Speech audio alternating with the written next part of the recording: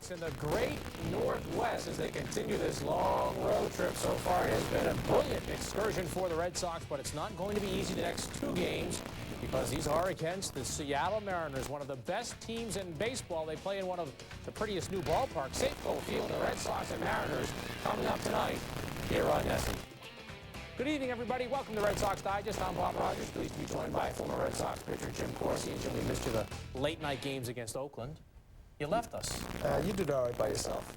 You did okay. Unfortunately, the Red Sox didn't do all that well last night against the Seattle Mariners as they had a tough one at Safeco Field, as you might expect. Seattle gearing up for the Red Sox, who really are one of the best road teams. You know what? They are the best road team in baseball right now. But last night, Grady Little giving the ball to Frank Castillo, and the veteran righty had some problems. He's been kind of Jekyll and Hyde this season. He's pitched well, but last night he was Mr. Hyde. 3 first-inning runs highlighted by Brett Boone's 2-run single, and that got Seattle on the board. By the way, the inning started Ichiro reaching on an error by Nomar Garciaparra. That kind of opened the floodgates. More trouble in the next inning. Mark McLemore sees a pitch that screams, "Crush me."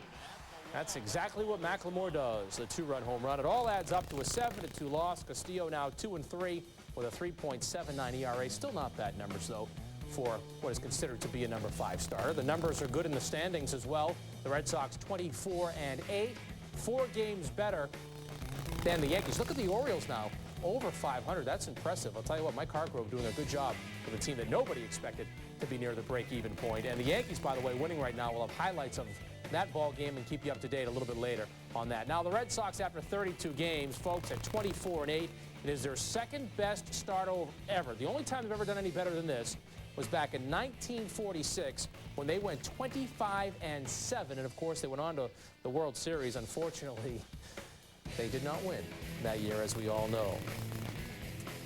So tonight, the Red Sox will try to start a new winning streak, go for win number 25 on the season. It is Darren Oliver, and you know, he may be the biggest surprise of the season for the Red Sox at 4-1 with a 3.18 ERA, but you know what? He's not all that surprised. You know, when you're on a team like this, you know, it makes it a lot more enjoyable out there when you're pitching. You know, everybody's having fun. You know, and that's what it's all about, you know, winning. Yes, it's a couple of lefties on the hill tonight in Seattle. It's Oliver for the Red Sox and John Halama for the Mariners. He's really an enigma. At times, he is brilliant. He went to the minors last year, threw a perfect game. Seattle's been trying to dump him at every chance they get, but he's still a member of Seattle. His last time out, over 6 innings against the Rangers, he gave up 5 runs on 8 hits. So that gets you up to date on the pitching matchup for tonight. For the very latest news on the ball club, now we go out to Seattle to Don Arcillo. Donnie. Thanks a lot, Bob. Well, not a lot of news going on for the Red Sox. A loss last night, of course, the first on the road. We'll look at the lineup tonight because it is a little bit different for the Red Sox. Manny Ramirez is going to be in right field. Second time in a Red Sox uniform that Manny's been out there. Grady Little really liked what he saw from Manny last time out in right field, so Manny will get the start there. One thing that does enable Grady to do is to play Ricky Henderson, and we know Ricky certainly wants to play, and he's back in there again tonight. He will lead off for the Red Sox. Everybody has wondered when Tony Clark would be dropped down in the lineup. Well, the answer is tonight. Tony Clark will bat 7th tonight for the Red Sox, and Offerman and Hillenbrand will go in behind Manny Ramirez. A guy who is not in the lineup tonight is Trot Nixon, and I think we'll probably see that against left-handers more and more. Nixon has not really faced John Halama, just 0-1 against him, and Grady's saying that he really doesn't want to have Nixon face lefties right now, so Trot Nixon is not in the lineup tonight.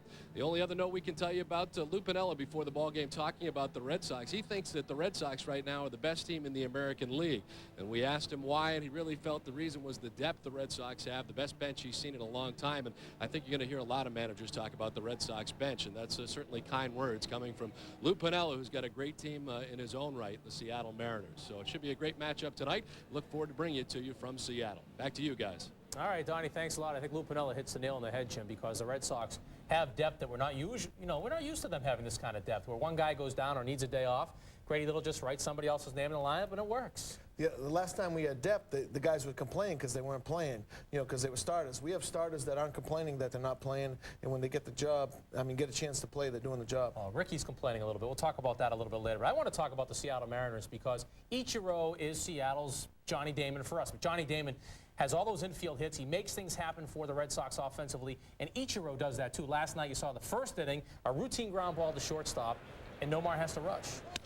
That's what he does. He puts pressure on the infielder to make you rush, to make plays. He gets out of the. He's the fastest in the league out of the box. He's got incredible speed. He just disrupts the game. You know, he puts a lot of pressure on the pitchers. You got to try to be quick to the plate. They make mistakes to the hitters. He's a deadly weapon. And you see what happens. He gets on base because Nomar makes the error, and then Seattle turns it into a 3-run inning. Instead, if Nomar's able to make that play, and clearly Nomar was rushed. You saw he kind of threw the ball flat-footed. So it's not even when he does get an infield hit, or it's just putting the pressure on the defense. They always know they have to rush. It is, and then it changes the inning. Instead of 1 out, nobody on, you have a different pitching approach. You're pitching out of the windup. You're more comfortable. It just changes the whole inning. That's something we're starting to appreciate here in Boston with Johnny Damon, because when Johnny Damon gets on for the Red Sox in the first inning, you score first, it changes the whole complexion of the ball game. It does. Your starter gets to relax. He gets to get into his game a little bit. He doesn't have to be so fine. He can be more aggressive. Change the whole attitude of a game. All right, I can't wait to talk to you about Ricky Henderson, because this story, it's becoming a little bit annoying now. But we're going to talk about it with you, former teammate of Ricky Henderson, and we're going to break down Darren Oliver. Why is he different this year? Jim thinks he has a few answers. Stay with us. More Red Sox Digest after this.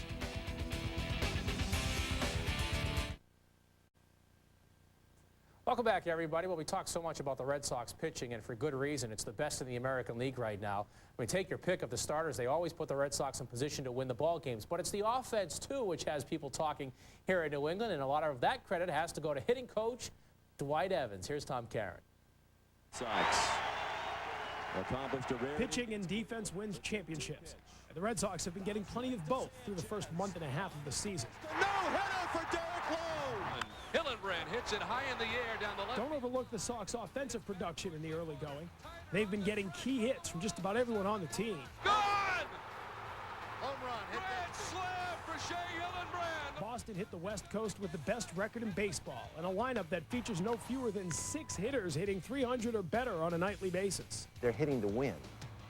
These guys are battlers, and they know what it takes to win.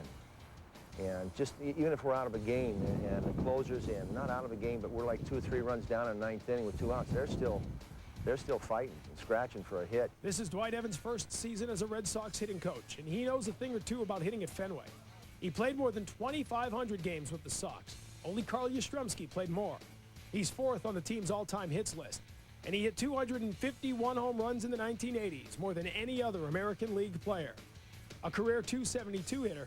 Some of Evans' best offensive seasons came in the last half of his career.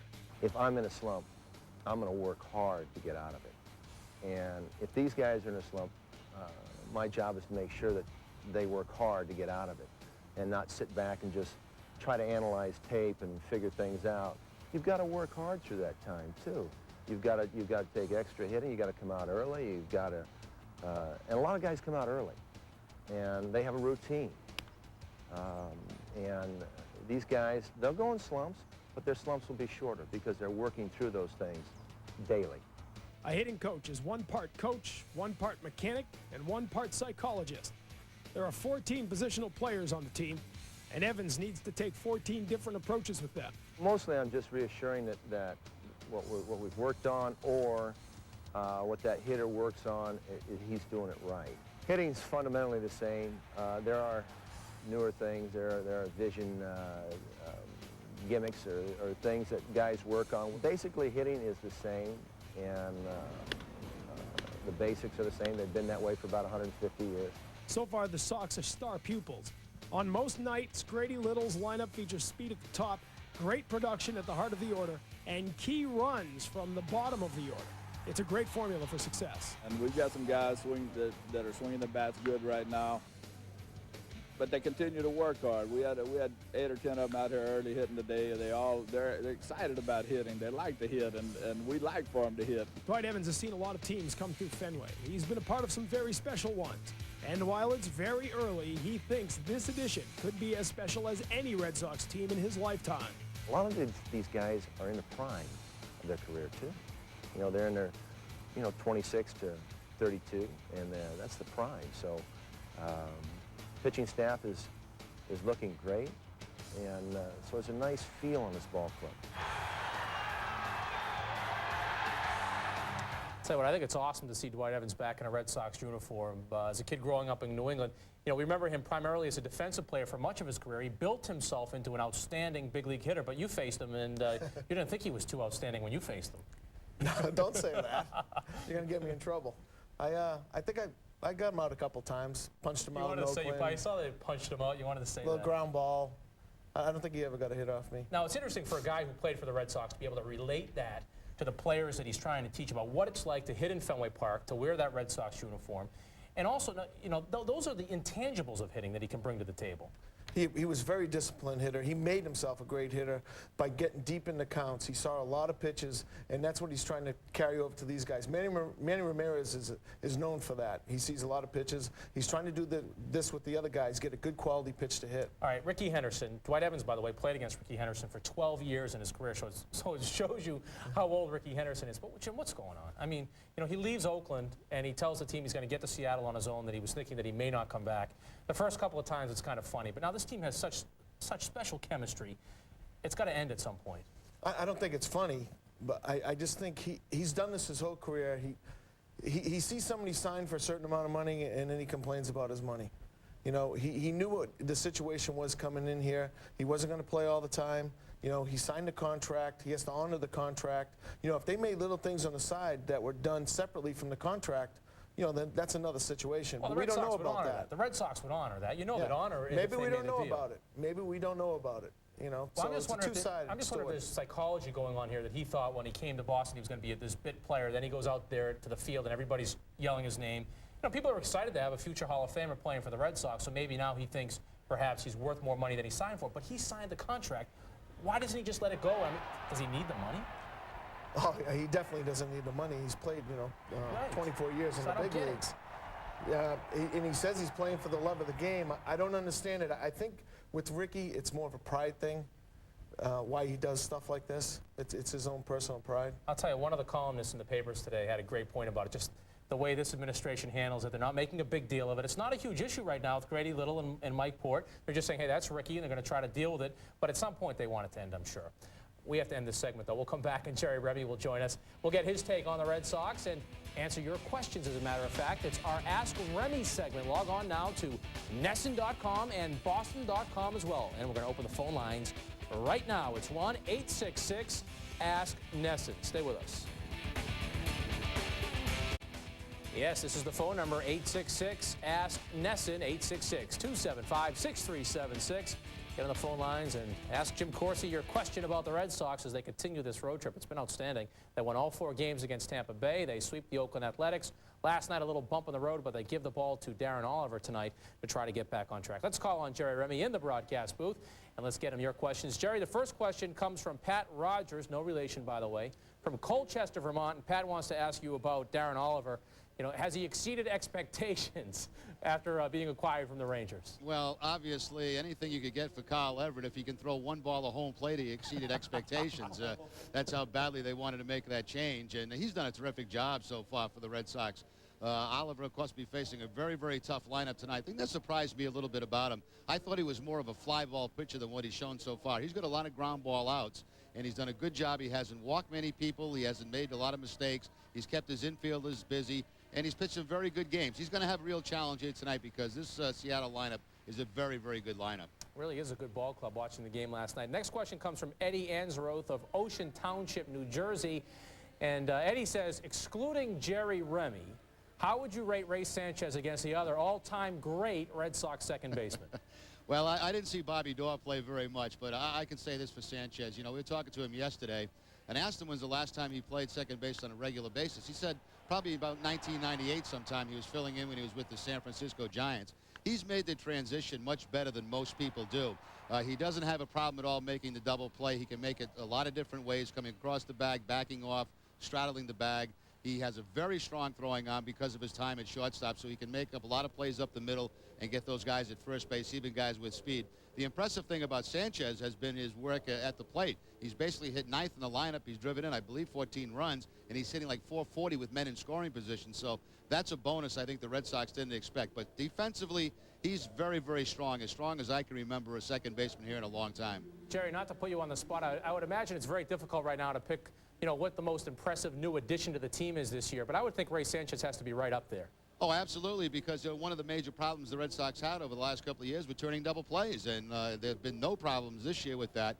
And it's interesting to watch a guy with the range that he has, the ability to get the ball to Garcia-Parra in a hurry so he can get his work done. It's made a huge, huge difference. And believe me, pitchers know when they have guys out there that can have that kind of range, can turn the double play, it gives them a lot more confidence. All right, Jerry, thanks a lot. Looking forward to the ball game tonight. Okay, Bob. All right, Jerry Remy and Don Orsillo will call the game for us here on NESN. I want to get back to Darren Oliver because, you know, Jerry makes the point that if the Red Sox, he didn't say this, but if they got a bat boy to be named later for Carl Everett, they would have taken it at that point. But Darren Oliver has not just been a throw, and he's been outstanding. And, you know, we're looking at the videotape a little bit. You think you have a few ideas of why he's pitching better? Well, I think he's just a little more compact. He's breaking his hands a little lower, so it's enabling him to throw downhill. I've been talking about him throwing downhill. If you watch his hands, they're just a slightly bit down. You know, I don't know if he cleaned this up. See where he is in the Red Sox uniform here?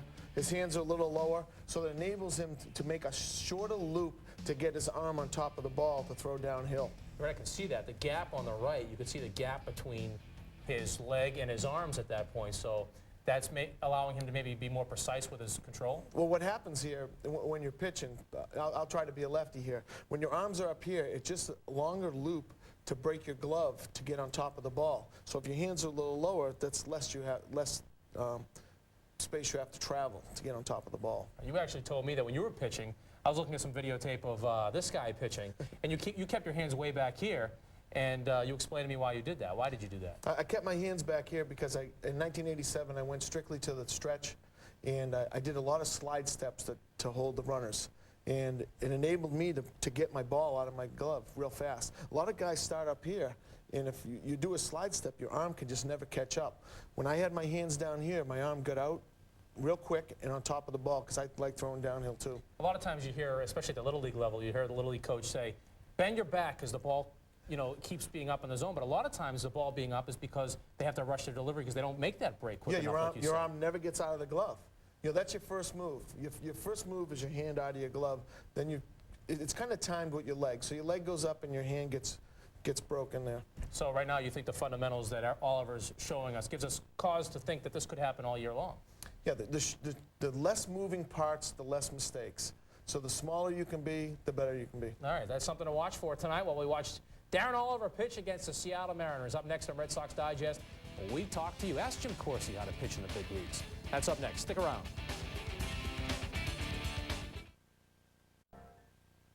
Closed captioning for Red Sox baseball on NESN is provided by Verizon, How to Get Life Done, the Yawkey Foundation, Dunkin' Donuts, Loosen Up a Little, and Aflac. Without it, no insurance is complete.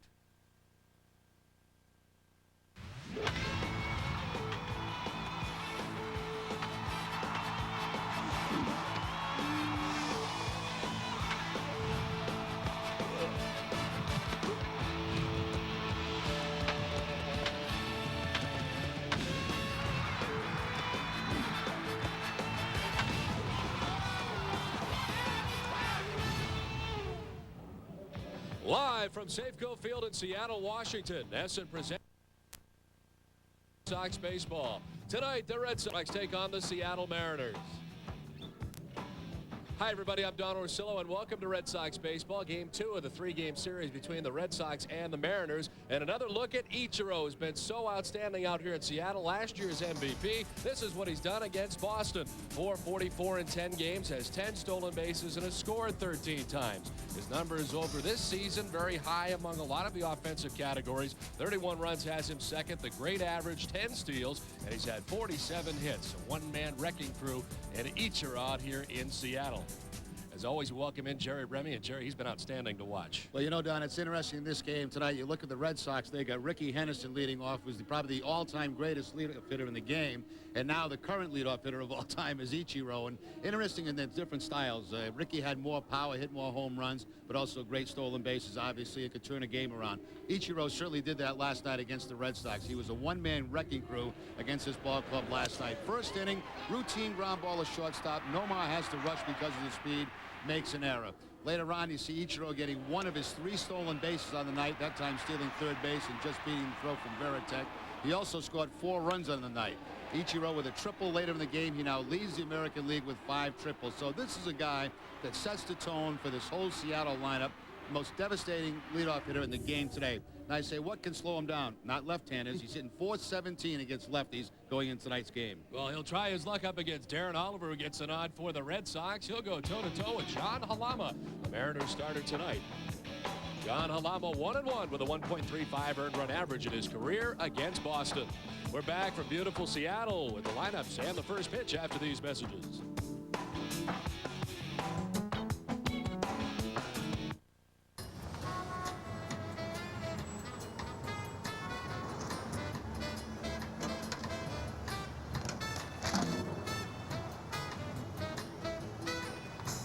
Dunkin' Donuts iced coffee. The coffee you love served ice cold. You just can't live without it.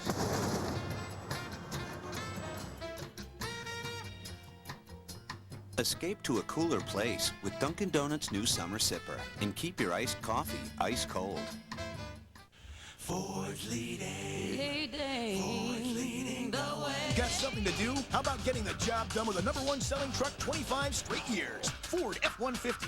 Available now with $2,500 cash back or 0-9 financing. Or how about Ford Super Duty? It's got the most conventional towing capacity of any full-size pickup and comes with $1,000 cash back or 0-9 financing.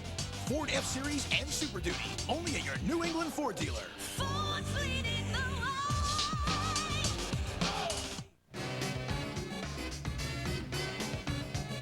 Hi, everyone. I'm Sean McDonough, along with Jerry Remy for Eastern Clothing of Watertown. Jerry, we've both been satisfied Eastern customers for more than a decade. As you well know, Sean, I know absolutely nothing about fashion at all. So every January I walk into Eastern Clothing, the Eurasians dress me for 162 games. If you want to dress as well as the Rem Dog, all signs point to Eastern Clothing, conveniently located in Watertown.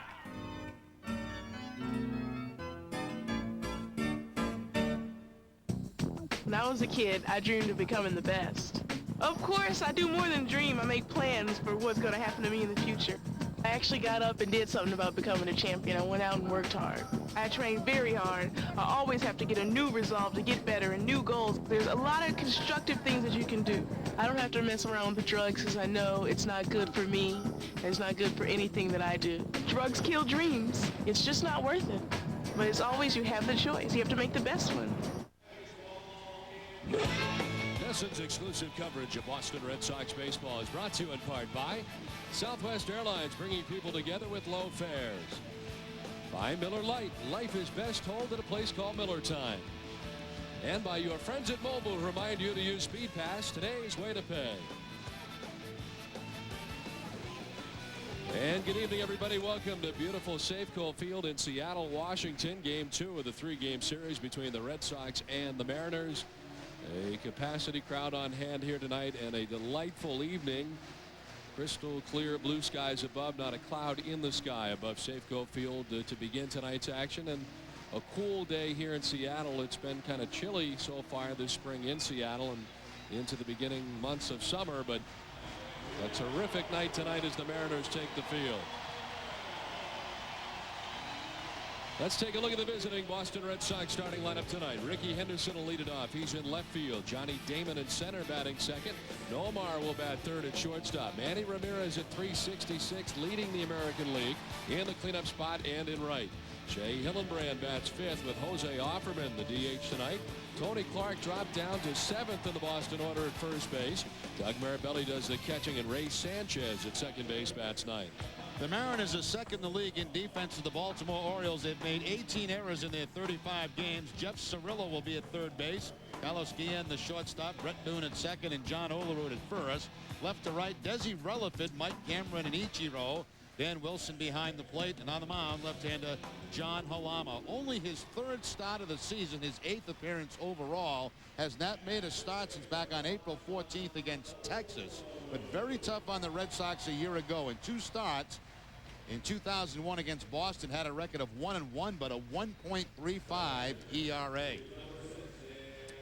And the umpiring crew, Ron Culpa has the plate. Dale Scott at first, Jim Joyce at second, and Jeff Nelson, the umpire, at third. Let's take a look at tonight's game notes, brought to you by Sullivan Tire and Auto Service. The Red Sox .297 starters ERA. That's the best in the American League. 6 shutouts also leads the American League. And the Mariners have scored 214 runs. They lead the American League in that category. Now the Mariners coming into tonight's action at 25-10.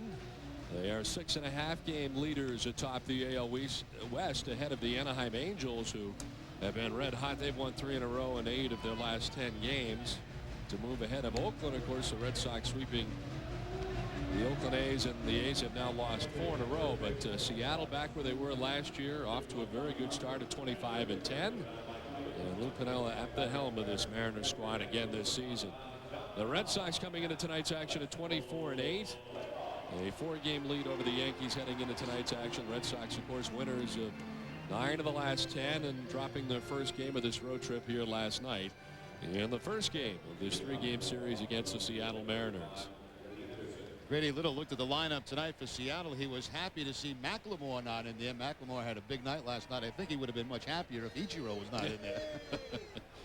Now Ichiro is in there, and in right field tonight for the Mariners. He'll be leading off. And we head to the bottom of the first inning. Donning the sunglasses out there. He'll be dealing with the last rays of sunshine as the sun sets off to the left, and really only the right fielder dealing with the last rays of today's sun. Here's Ricky Henderson, who leads off tonight for the Red Sox and is the left fielder. First pitch of the ball game in there for a strike to Ricky. Henderson at .268, a home run, 3 runs batted in. Was able to go home to Arizona after the final game against Oakland and was here in plenty of time for last night's game. Ricky quickly in the hole, 0-2. Red Sox are going to have to be very patient with Halama. Nothing overpowering. Fastball in the high 80s, changeup and breaking ball. 8th appearance of the year for Halama, his 3rd start. As he brings the 0-2. But away, 1-2. 66 degrees with a wind out of the northwest at 5 miles per hour. And judging by the flags out there blowing from left to right across the outfield, Ricky strikes out. First strikeout for John Halama. 1 away in the top of the first inning. Change up that time from Halama to pick up a strikeout. He now has 17 strikeouts in 23 in the 3rd inning. Ricky so far on this road trip now 2 for 10. The background might be a little tough right now. His home plate's in the shadows, the pitch is in the shadows, but the sun is shining off the backdrop. That's not good for hitters. There's Johnny Damon, who takes ball 1 from Halama. Johnny at .328, 3 homers and 14 runs batted in. Was held hitless last night, going 0 for 4 in the first game of the series. And on the trip, Johnny's hitting at .243, 9 for 37. Day before last had his 18-game hitting streak snapped in the final game of the 3-game series in Oakland. Career high for Damon. Hits it sharply but fouled on the right field line. It fractured his bat, and he'll have to go retrieve another one with a count of 2-1. There are 5 players tonight in this ball game in the top 10 in hitting. Manny leads it. Sierra 2nd, Ichiro 3rd. Then down to the 8th spot is Johnny Damon, and Ray Sanchez 9th in the league in hitting.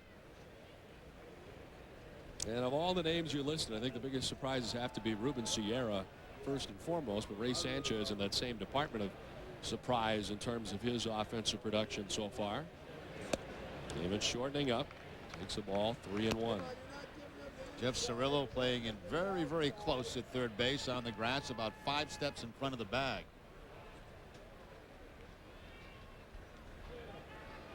3-1 from Halama. That misses, and Damon, the first base runner for the Red Sox tonight, via the walk.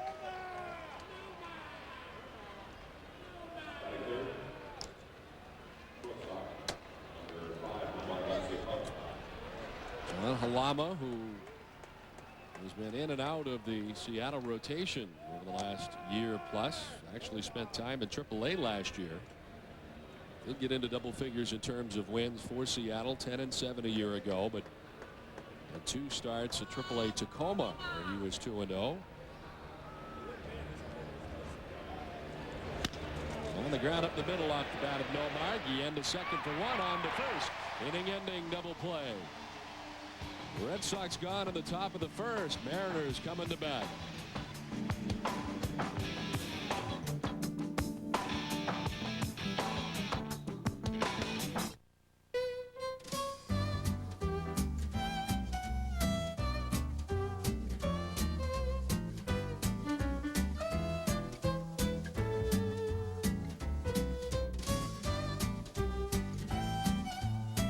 Announcing Friends Fly Free from Southwest Airlines. Simply purchase a special discounted fare starting at $59 and a friend comes along for free. You are now free to move about the country. You ask me if there'll come a time when I grow tired of you. Never my love. Never my love. You wonder if this heart of mine will lose its desire. Hey, hey, birthday girl. Hi. Feel any older? Woo, not older than you. So, what do you think Steve got you? Well, he's not up yet, but he went shopping yesterday. So at least we know it's not flowers. I know how we can find out. Charge $250. Harrison's. Could be jewelry. It's a tackle shop. Didn't know you fished.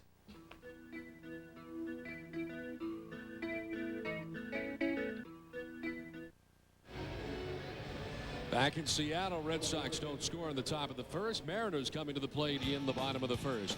Ichiro will lead it off, the right fielder at 348. Jeff Cirillo bats second at third base. Ruben Sierra second in the American League with his average. Brett Boone at second base bats fourth. Mike Cameron in center. John Olerud at first base. And switch hitting shortstop Carlos Guillen bats seventh. Dan Wilson does the catching, batting eighth. And Desi Relaford out in left field will bat ninth. And that lineup will be facing Darren Oliver, making his 6th start, his 7th appearance overall. He is 4-1 with a 3.18 ERA currently on a 2-game win streak. Wins against Baltimore, last time out against Tampa Bay. And Ichiro takes hard stuff up and in, ball 1. Darren Oliver, you see the numbers. 4-1 for the Red Sox this season. Strike this time over the inside corner to Ichiro. 348 batting average, has him third in behind Manny Ramirez and Ruben Sierra. And there for the strike, and he's down 1-2. Oliver, like Frank Castillo last night, has had some problems with his Seattle club. 1-4 in his career with an ERA of 6.5. That just missed. Evans up at 2-2. Ichiro obviously a guy that you'd like to keep off the base paths at any time. It's really amazing to watch. Last year's MVP and Rookie of the Year. Certainly a candidate again this year. Goes the opposite way. Drops it into left field. Ichiro takes a very wide turn at first, but he'll retreat with a leadoff single in the bottom of the first inning. Let's take a look at the defense tonight for the Red Sox. Shea Hillenbrand will be at third base. Nomar at shortstop. Ray Sanchez at second. Tony Clark at first. Ricky Henderson at left. Johnny Damon in center. Manny Ramirez in right. And Doug Mirabelli doing the catching. He has caught Oliver for the last couple of starts.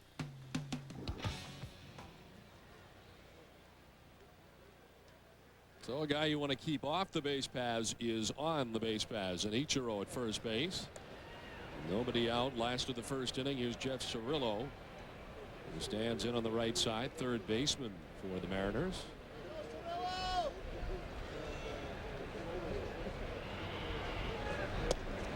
He takes the first one for a strike. Cirillo last night batted 9th in the order against the right-handed. Tonight against the lefty moved up to the 2nd spot. He's done pretty well against Darren Oliver, 7 for 21 and 333 in his career. Oliver working from the stretch, keeping a very close eye on Ichiro. He's going Oliver's way in this count, 0-2 to Cirillo.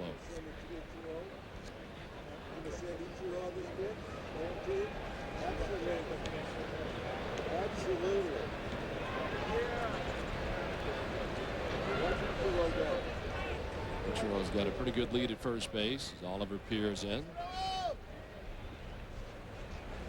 And makes quick work of Jeff Cirillo. So a strikeout for Darren Oliver, his first strikeout, and the first out of the bottom of the first inning. Strikeout high for Oliver on the season, 8. He did that against Baltimore back on April 24th. It's like that cut fastball from Oliver down and in to pick up the strikeout.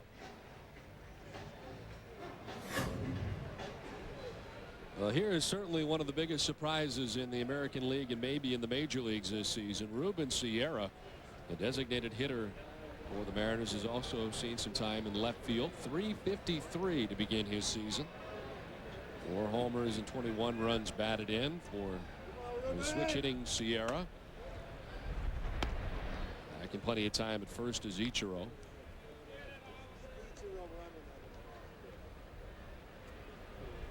Sierra with 4 home runs. All of those have been from the left side of the plate.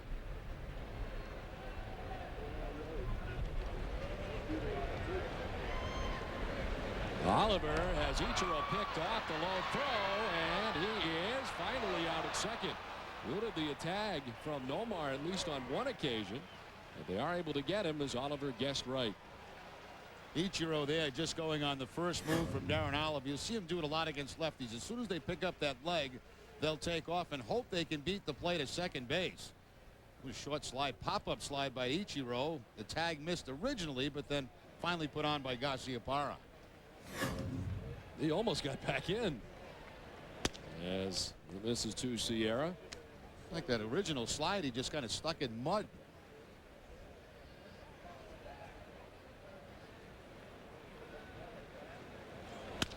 Sierra lifts this in the air, foul ground first base way. Tony Clark ranging over, and he'll make the catch to retire the side. So the Mariners had a base runner, but they leave no one. We've played 1, no score from Seattle.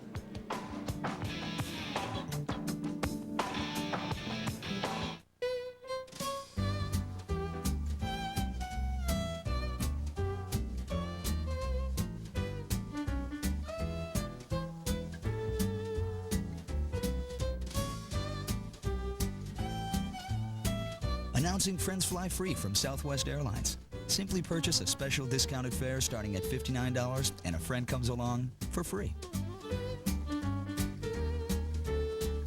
You are now free to move about the country. What's wrong, Jim? I think I've grown a second evil head. Oh, sorry. What if we go get a refreshing Mike's Hard Iced Tea? Would that help? I didn't know Mike's made a hard iced tea. You bet they do. A hard day calls for a hard iced tea. Make it Mike's. Hey, birthday girl. Hi. Feel any older? Woo, not older than you. So, what do you think Steve got you? Well, he's not up yet, but he went shopping yesterday. So at least we know it's not flowers. I know how we can find out. Charge $250. Harrison's. Could be jewelry. It's a tackle shop. Didn't know you fished.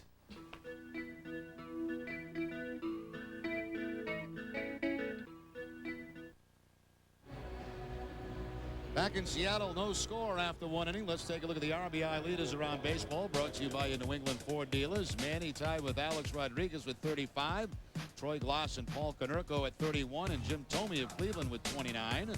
In the National League, Lance Berkman with 37. Vladimir Guerrero 34. Richie Sexton of Milwaukee 31.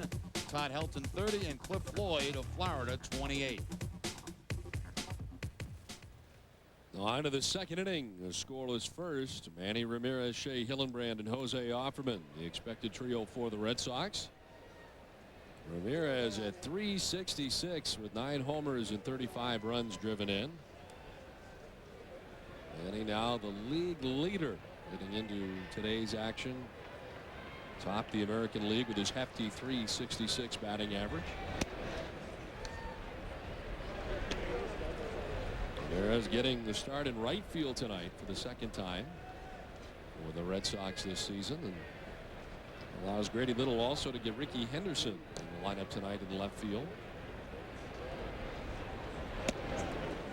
And talking about Manny playing right field before the game, really liked what he saw from him in that capacity out in right field last time. And of course Manny played a lot of right field for the Cleveland Indians and only changed positions after coming to Boston, playing left field for the first time.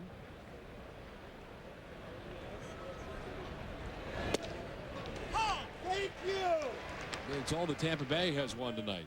Not had a score, but I'm sure they will keep us updated.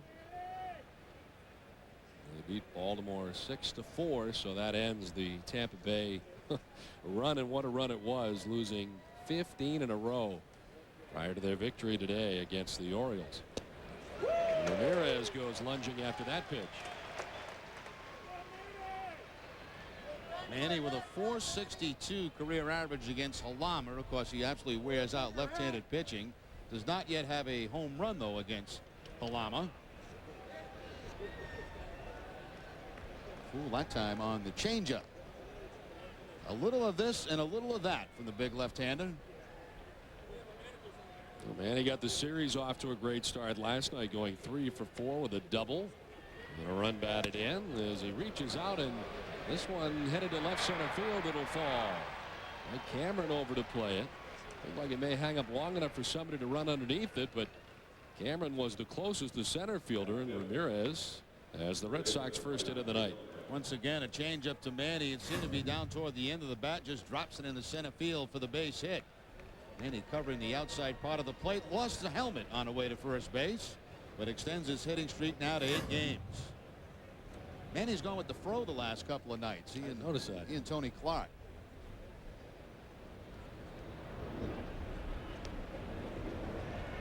Here's Shea Hillenbrand, who bats 5th.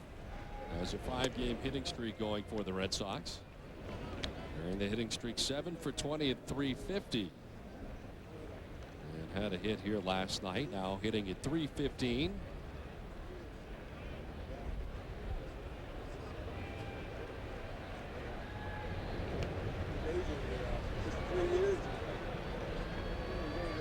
Halama with a check on Ramirez, who had to leap back to the bag, did so successfully.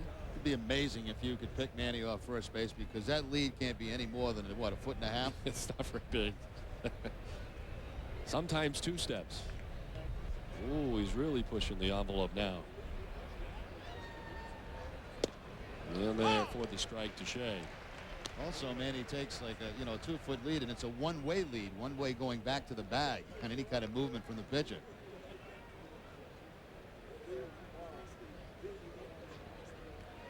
John Halama, the starter tonight for the Mariners. Big at 6'5", 210 pounds. 30 years of age, from Brooklyn, New York.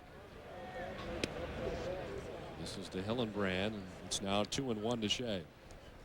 Shea right now the top hitter against lefties in the American League, .545 batting average. That's a category that you're very used to seeing Manny Ramirez near the top in the league of in the last few years. He just kills left-handed pitching. The 2-1 to Hillenbrand. Well, this framed by Dan Wilson, and Shea is ahead 3-1. What does the guy have to throw? Well, the Mariners have made very good use of some of the players that they have received in trades, and one of them is this gentleman, John Halama.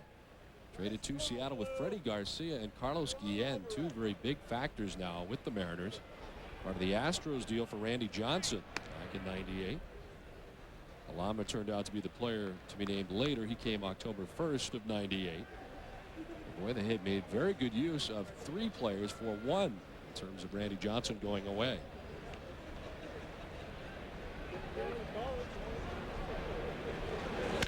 On the ground, a fair ball inside the bag at third.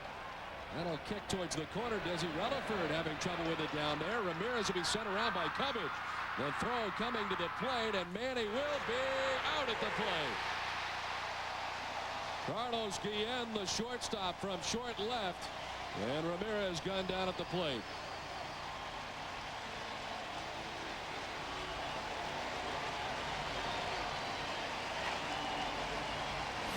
Once this ball got by the stands and went all the way down in the corner, Cubbage felt like he could score Ramirez, but not a good gamble, and especially with nobody out in the inning. Now, I understand it's going to take a perfect relay to get Manny at home plate, but usually you look for those perfect relays on 2 outs, not with nobody out. One big hop, and look at that leg of Dan Wilson. Just blocks Manny on the head-first slide. Takes the arm right out, right there, and then applies the tag. Beautiful job there by Wilson blocking home plate. And I'll tell you what, catchers love to see guys come into home plate head first.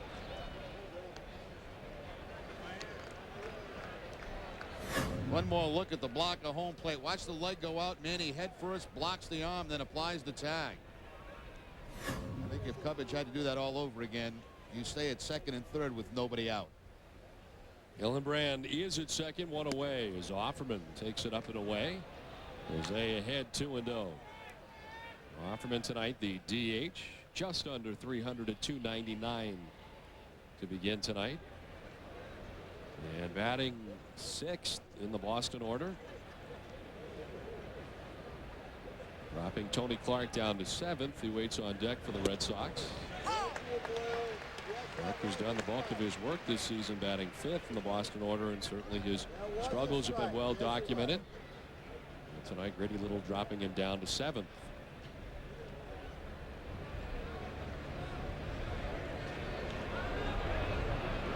Now the 2-1 from John Halama. On the ground, right back at him. They've got Hillenbrand hung up. The throw is going to be just in time. Carlos Guillen cheats in from in behind Hillenbrand, and they just get him. Offerman will reach it first. 2 outs in the inning. Now more bad base running there by the Red Sox. You're already in scoring position at second base. You've got to be sure the ball gets by the pitcher. Halama makes the play. Here comes Guillen late, but they still make the tag on Shea Hillenbrand. As a runner at second base, you've got to make sure that ball gets by the pitcher before you go. You're the man in scoring position. Here's Tony Clark, who has the batting average up now to 200 on the season. Home run, 9 runs batted in so far for Tony. What happens, Don, it could have been a very big inning for the Red Sox. Second and third, nobody out. Instead, 2 outs, a man on first base. And still not a run. Run themselves out of the inning here. And to salvage something as Clark swings and misses.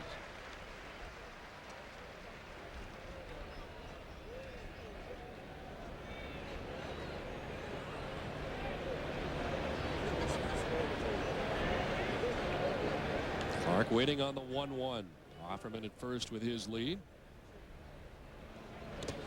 In the dirt, a good play from Wilson to his left.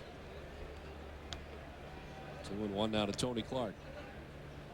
Tony, you're not even hitting your number, buddy. Tony Clark 1 for 4 last night, and very quietly has put together a 5-game hitting streak. 6 for his last 20.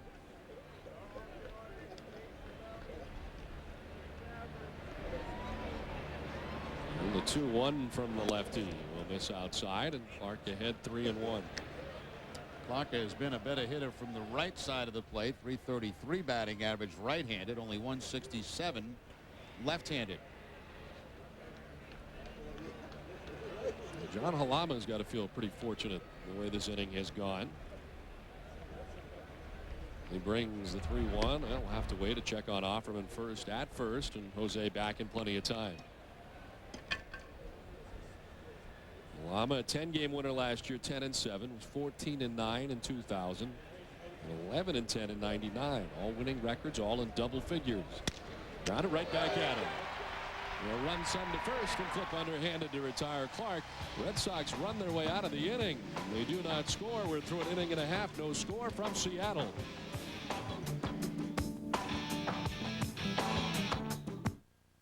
The bench on the right is being painted with Krylon. The bench on the left with Rust-Oleum. After just 12 minutes, Krylon is dry to the touch. Rust-Oleum Well,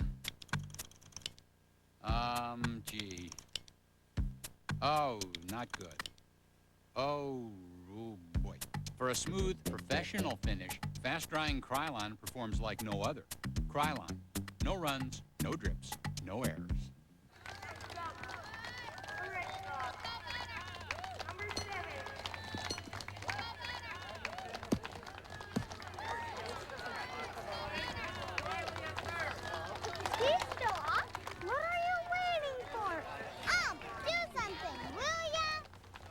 Don't procrastinate. For the best deal on Goodyear tires and auto service, come into Sullivan Tire. Play ball. Hey, time out. Thanks for the lift.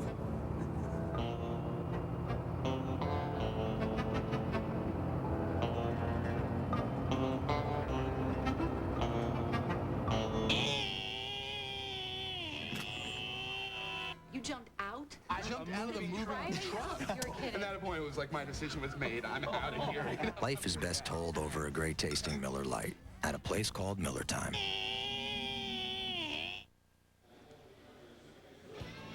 Nesson's exclusive coverage of Boston Red Sox baseball is brought to you in part by Citizens Bank, not your typical bank. By New England Ford. Ford is leading the way with the best-selling cars and trucks. Log on to newenglandford.com for details. And by Rocky Mountain Cold Coors Light. Cold down easy.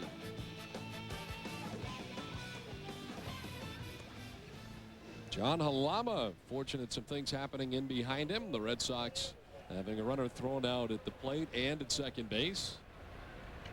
And get out of the inning unscathed as we move to the home half of the second inning. And Brett Boone, the cleanup hitter for the Mariners, checks in. Will be Boone, Cameron, and Olerud. Very potent Seattle lineup.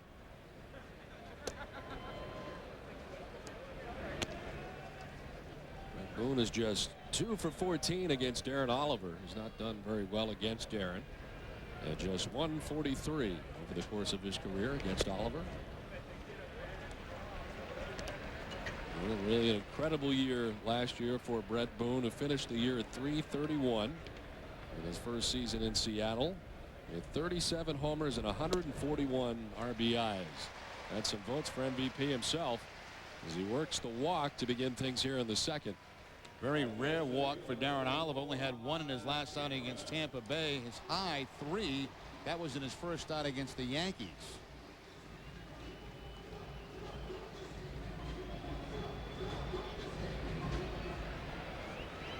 Now the former member of the Chicago White Sox, Mike Cameron, at 252, 9 homers and 20 runs batted in.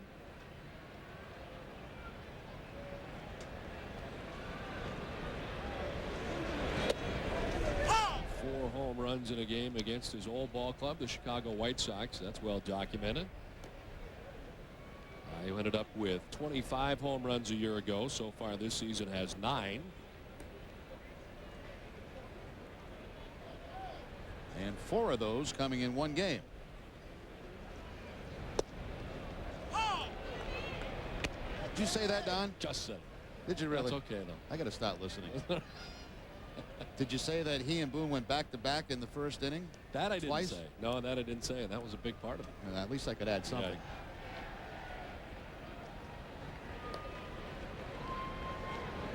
Yeah.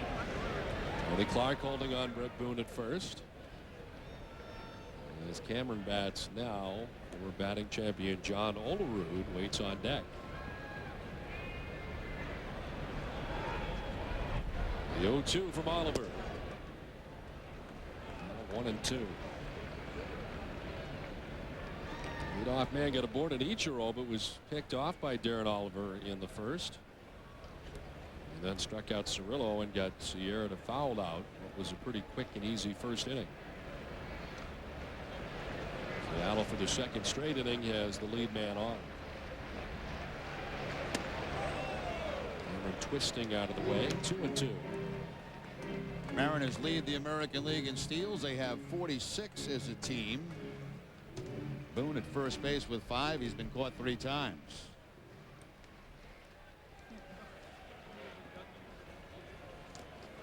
Red Sox infield a double play depth with nobody out.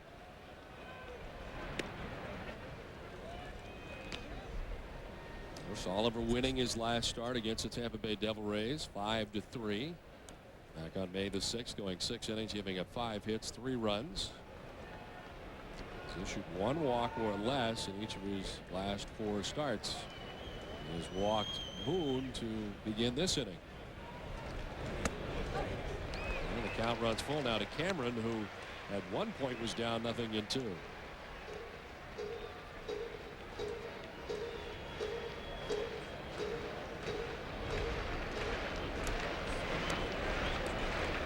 Darren Oliver recorded 11 wins last year with the Texas Rangers, the 4th time in his career that he has recorded double-digit victories, first time since '98. Boone is off, but it doesn't matter. It's ball 4 anyway to Cameron. Really uncharacteristic here of Darren Oliver, who's walked back-to-back Mariners in the 2nd inning.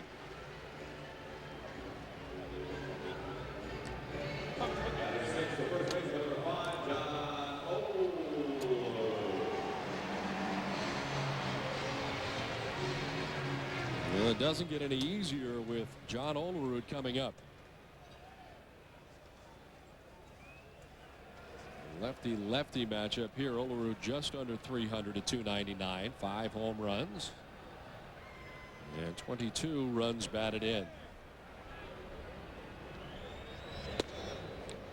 Hard stuff missing up top.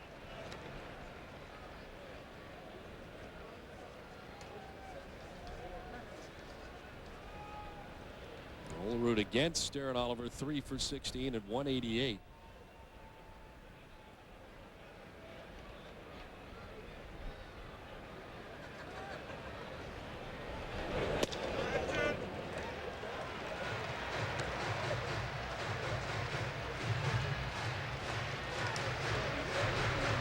Olerud with 5 home runs on the years. Now Marabelli goes out to talk to Darren Oliver. One of those home runs came against the Anaheim Angels and his former teammate Aaron Seeley, who left for the Anaheim Angels this year, and some thought that there would be a large gaping hole in the Mariners rotation, but the addition of James Baldwin this year has proved to be a good one. Some had felt that maybe James Baldwin's career was over with the White Sox over the last few years and battling some injuries. He'll hook up tomorrow night with Pedro Martinez. Oh, 3-0 to Olerud.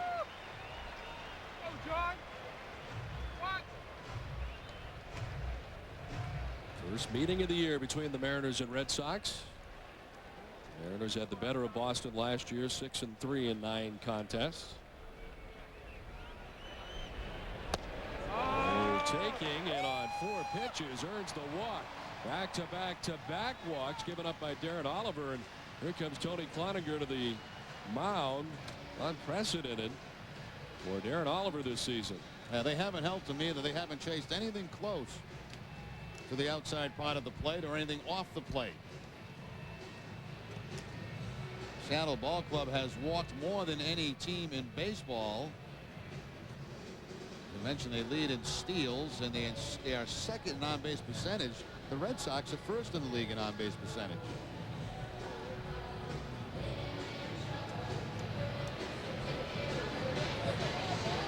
We saw a lot of patience from the Oakland hitters. And Darren Oliver walking 3 consecutive Mariners hitters in the 2nd. Bases loaded, nobody out. Carlos Guillen, the switch hitting shortstop, will stand in.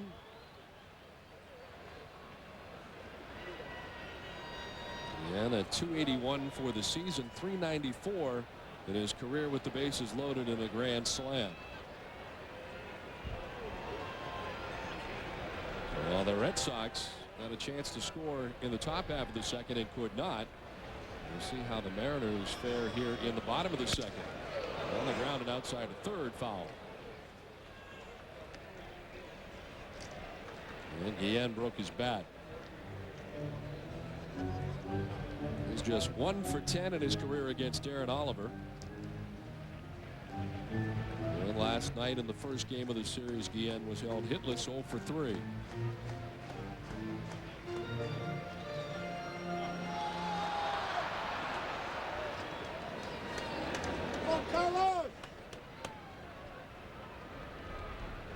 Boone at third, Mike Cameron at second, John Olerud at first. Nobody out in the Seattle second inning.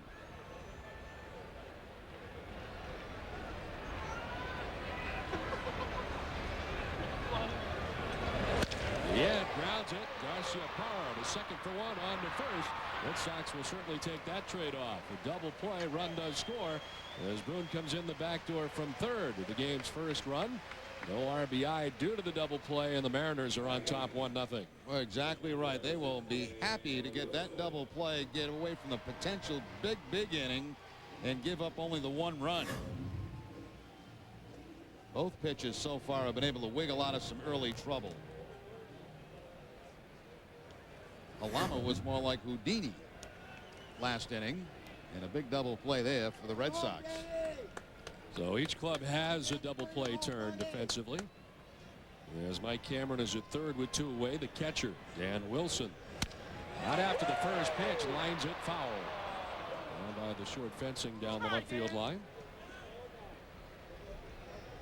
Wilson, who bats 8th in the order, up over 300 at 304 on the season.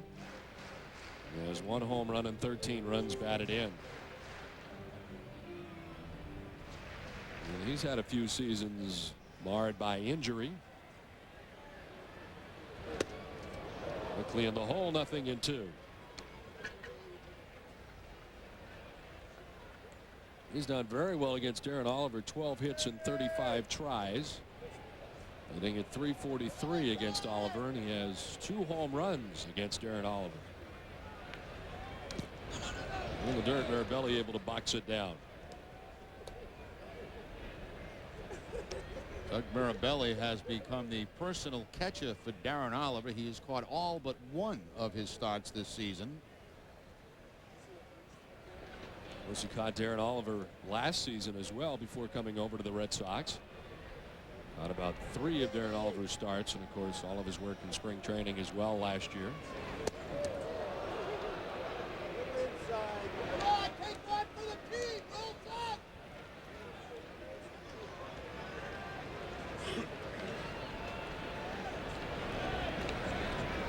Three-year-old catcher Dan Wilson. Mike Cameron stands at third, 2 down. Bottom of the second inning. Mirabelli couldn't locate it right away. Spun around and was right to his left. No advance, obviously, for Mike Cameron. Looks like Doug's using a pretty new mitt, the new catcher's glove there. That ball just popped right out. That one doesn't look like it's had much work, does it? No.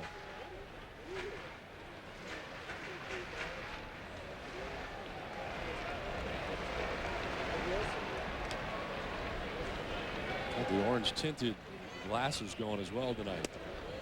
A pitch up and away. 4th walk of the inning served up by Darren Oliver. Unfortunate at this point that only 1 run has come in for the Mariners. Yeah, if you can get out of an inning when you've walked 4 batters with only 1 run, you consider yourself very fortunate.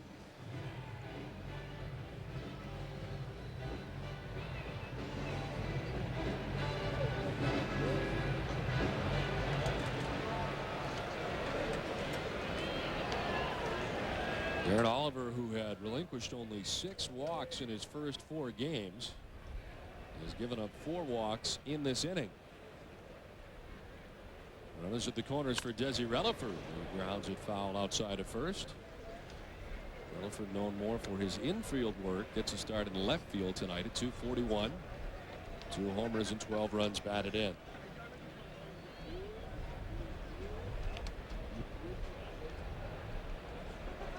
Relaford coming up through the Phillies organization in Seattle for the first time. Last year played for the Mets. 112 games, hit at .302. The David Bell deal during the offseason. Bell, of course, playing here every day last year. Now, remember the Giants. 1-1 is upstairs. 2-1 now to Relaford.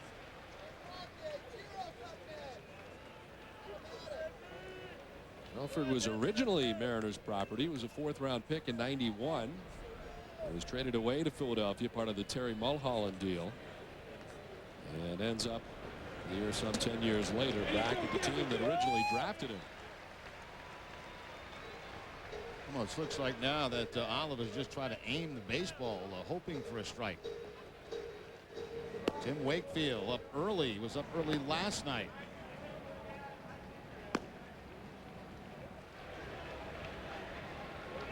Three and one to the number 9 hitter, Desi Relaford.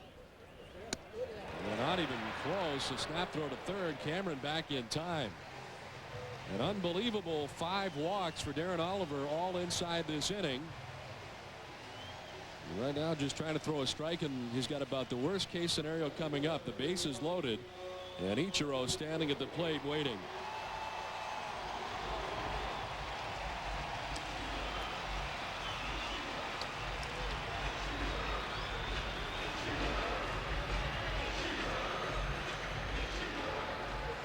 They're belly to the mound as Wakefield continues to warm up in the Boston bullpen. And last night Wakefield was the first guy up early in the game, and he went down, and Rojo came in later on as Castillo settled down for a couple of innings. Darren Oliver has thrown 39 pitches so far tonight, 28 of which have come in this inning.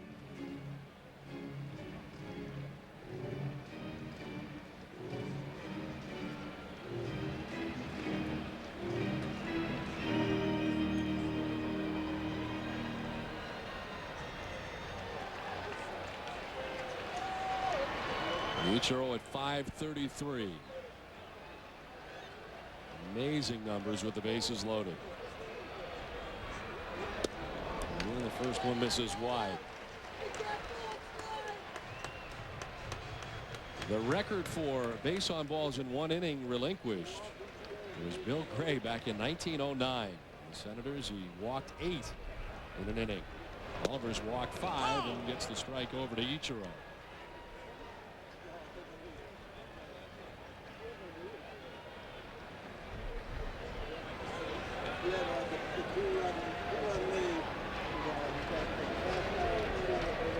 Ichiro, the 7th member of the Mariners to bat here in the bottom of the second inning. Ichiro dropping down the bunt. Oliver looked to third. Nobody's there, and the run will score. Cameron comes in. Ichiro on the bunt single will drive in a run, and the Mariners lead it 2-0.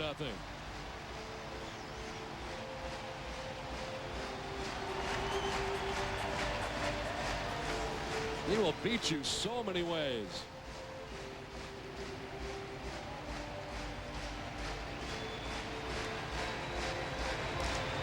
That's the last thing in the world anybody in this ballpark expected, the bunt with the bases loaded. But Ichiro working against a lefty.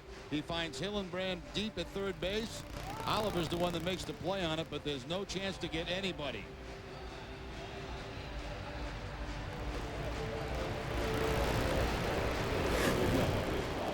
Darren Oliver comes in with a 4-1 record and will depart here after giving up 5 walks and so far 2 runs in the second inning. Obviously his earliest exit of the year as he takes his cap off and heads for the Boston dugout. Tim Wakefield makes his way in from the Boston bullpen. He'll find the bases loaded with 2 outs here in the bottom of the second, with the Mariners now on top 2-0.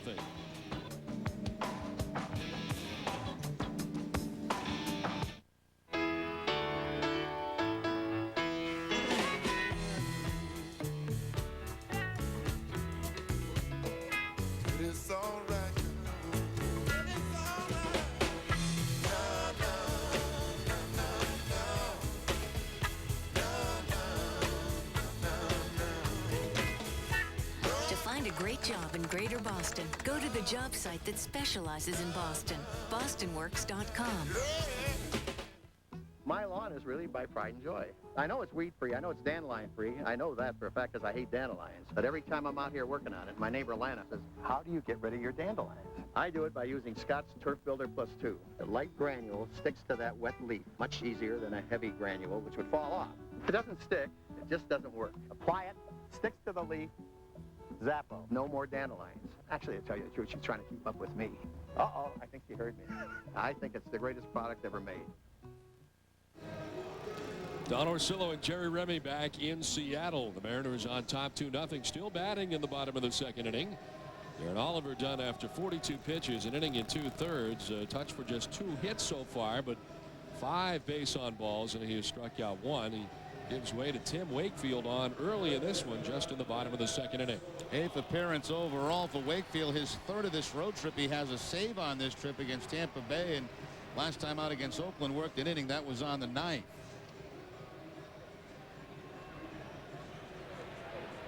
Wakefield will deal with Jeff Cirillo, who struck out his only at bat in the first inning. 400 hitter with the bases loaded, a grand slam to his credit. And the 8th member of the Mariners to bat here in the second inning. Bases loaded, 2 down. Wakefield gets the first one in for a strike. And Wilson at third, Desi Relaford at second. And Ichiro at first base. He had the only 2 hits that Darren Oliver gave up. Silver bullets, go baby, go!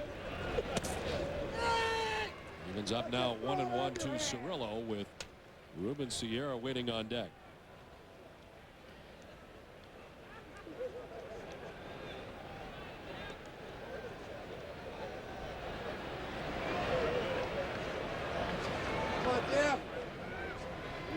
Wakefield, play for the silver bullets. In there for the strike, 1-2.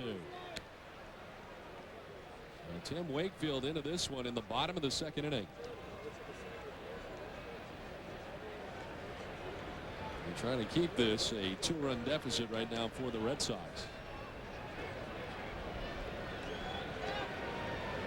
A 1-2. Knocked up foul back in below us.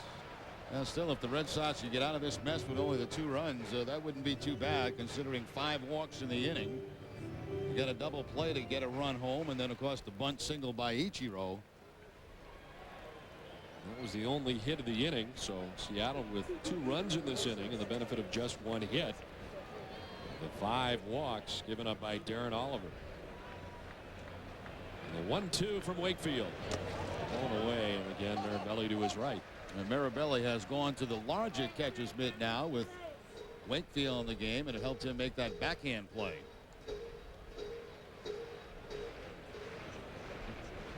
The sun no longer a factor here, as now both Ramirez and Ichiro, the right fielders in this game, no longer have to deal with the last rays of sun as it is ducked down off the left side.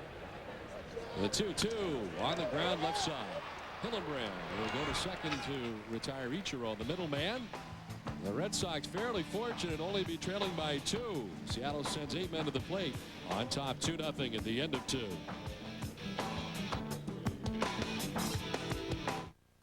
You say you don't have time to fix that crack in your driveway?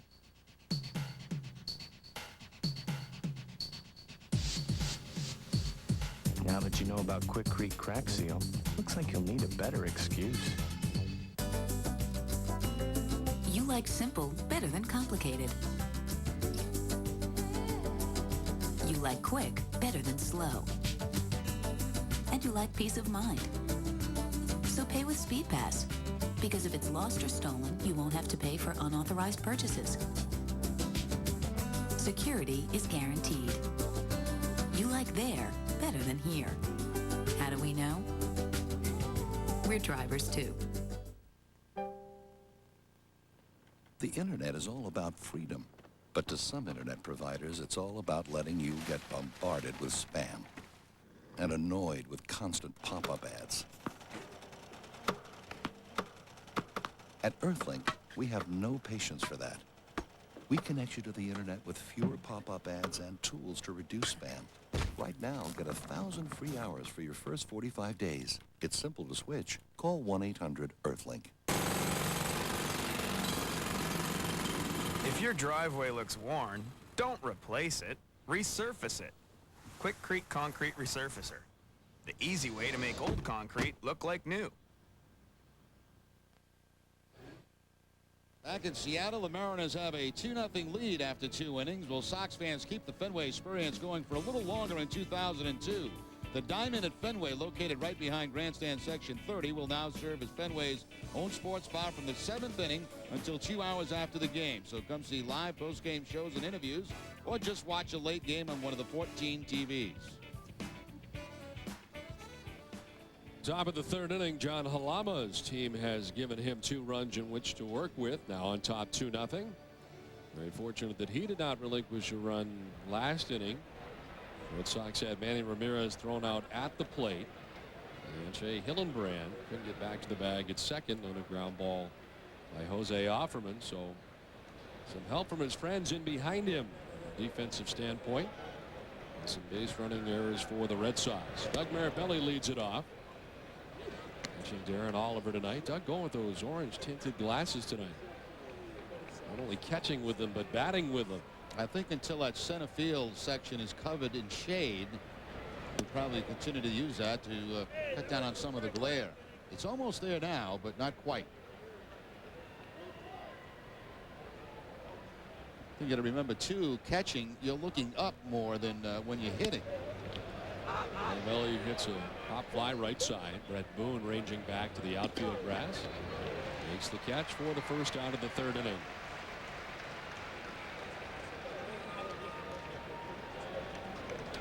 Halama has given up 2 hits. They both came in the 2nd inning. He has a strikeout and a walk, and had some help. A double play turned by the Mariners in the 1st inning. Here's Ray Sanchez, a .327 batting average for Ray. Home run, 14 runs batted in. And Ray riding the 12-game hitting streak at .442 during the 12-gamer. 19 for 43, 2 doubles and 7 runs batted in. Grounds it off the leg of John Halama. Stays with it. The throw is wild. Gets away from Olaru. And Sanchez will move up to second base. Check on Halama, who appeared to take that off his leg.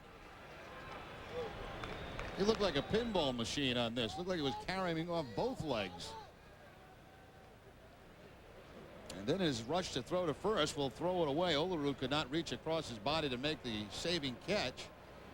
And Sanchez will end up on second base. 1-2, looks like it bounces off both, and then finally Halama, who has to rush at this point, throws it away. Sanchez with the ball in front of him advances to second base. Well, they give Ray credit for a hit. There'll be an error charge that gets him to second base. So Sanchez extending his hitting streak to 13 games now. 3rd hit of the night for the Red Sox, and it's back up to the top of the order for Ricky Henderson, who struck out his first time. And is down 0-1.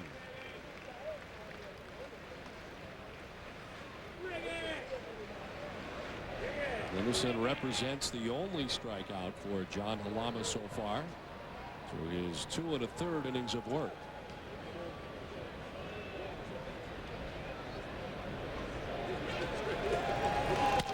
On the ground, left side. Cirillo ranging to his left, throws out Henderson, and with the ground ball to the left side, Sanchez stays at second with now 2 down.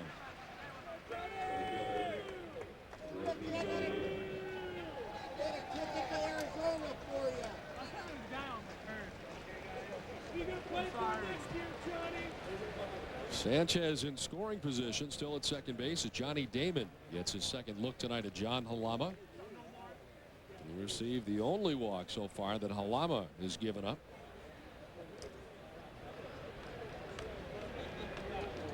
And on the grass at third is Cirillo, in case Damon entertains any thoughts of bunting his way on.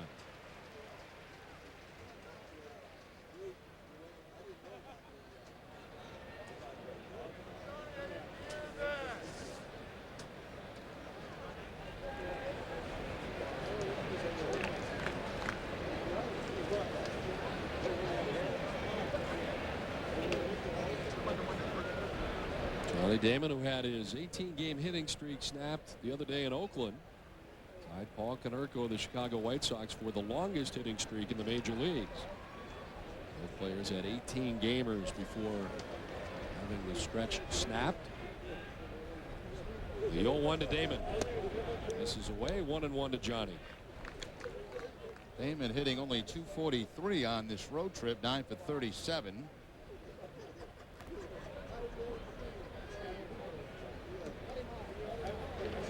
And tonight batting second behind Ricky Henderson, who's been the leadoff man whenever he's been in the starting lineup. Damon holds off, and it's now 2-1.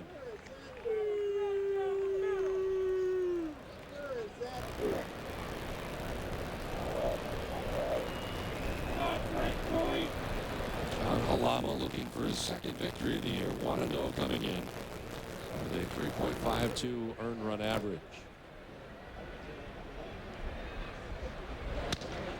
Right to left, Desi Rutherford comes on and makes the catch below the cap high.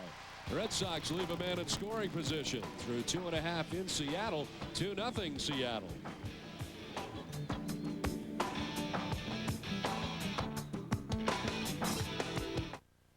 There's lots of places that you would like to see. Fly Southwest Airlines, because friends fly free. For romance. Give it a chance. Fly so you can dance. Fly so you can cry. Fly, 'cause it's America. From sea to shining sea. And if you fly Southwest Airlines, your friend flies free. Announcing Friends Fly Free from Southwest Airlines. Simply purchase a special discounted fare starting at $59 and a friend comes along for free. You are now free to move about the country. Because we can. Yes, we can. Everybody can. Yes, we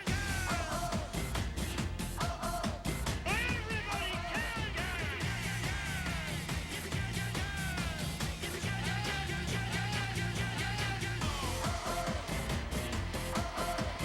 Everybody can.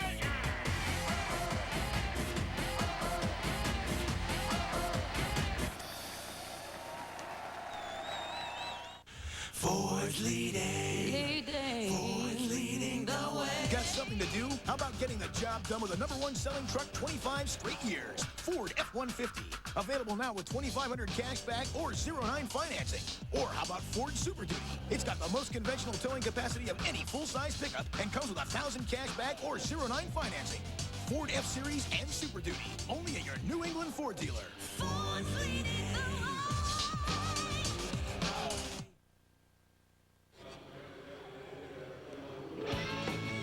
NESN's exclusive coverage of Boston Red Sox baseball is brought to you in part by Aflac. Ask about it at work. By Pepsi, the joy of Pepsi. And by Applebee's. Applebee's Neighborhood Grill and Bar. Eating good in the neighborhood Applebee's.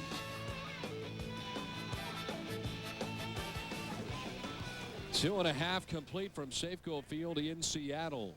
And the Mariners coming to the plate in the last of the third inning. They sent 8 men to the plate in the second and scored twice. And remember, the Mariners not to bat at the starting 9 in the second. Ruben Sierra leads it off here in the last of the third.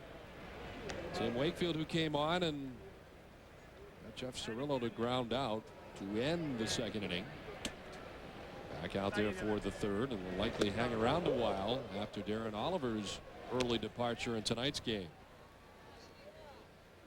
We have a new right fielder as well, Manny Ramirez, who had been in right. He's out of the game apparently as Trot Nixon takes over in right field. Manny didn't do anything to himself as of course he was thrown out at the plate. Sierra strikes out. First strikeout for Wakefield, 1 down. Well, you have to wonder if he aggravated maybe a hamstring or a leg pull as he tried to score on that play back in the second inning.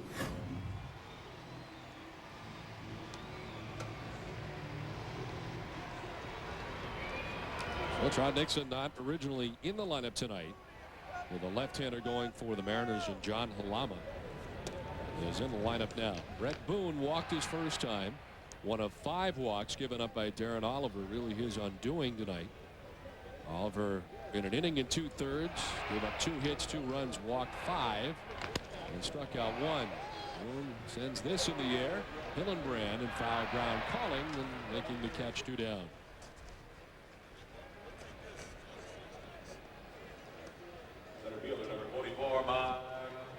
Manny, of course, has had a history throughout his career of some hamstring and leg problems. Hopefully that's not the case here, but Certainly, it has to be some type of injury to have him out of the ball game at this point.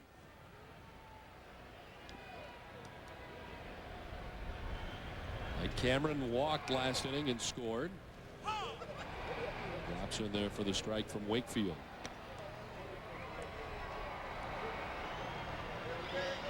They seemed to be running fine when he came into the plate. Didn't look like there was anything we noticed from here, but maybe it tightened up on him. We'll hopefully get word as the game moves along. Manny Ramirez has left the game. Trot Nixon comes on defensively here in the last of the third inning.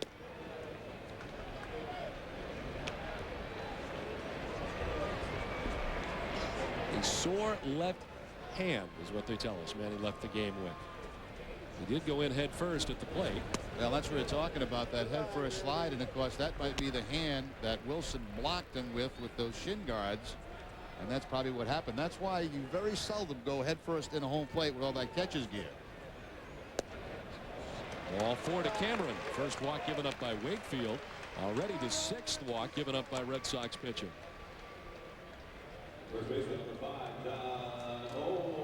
As usually, catching gear will win that battle against hands and elbows and arms.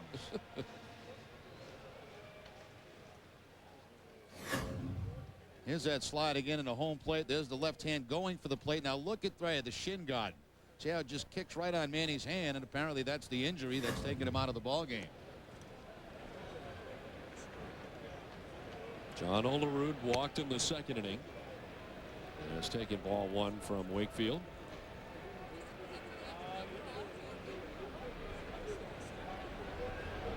Olerud has won a batting title. He's won a Gold Glove. Won 2 World Championships with the Toronto Blue Jays, 92 and 93. As they check on Cameron at first base. A good chance he'll be trying to go here. 2 outs in the inning. He's got 4 steals on the season and a knuckleball pitcher on the mound.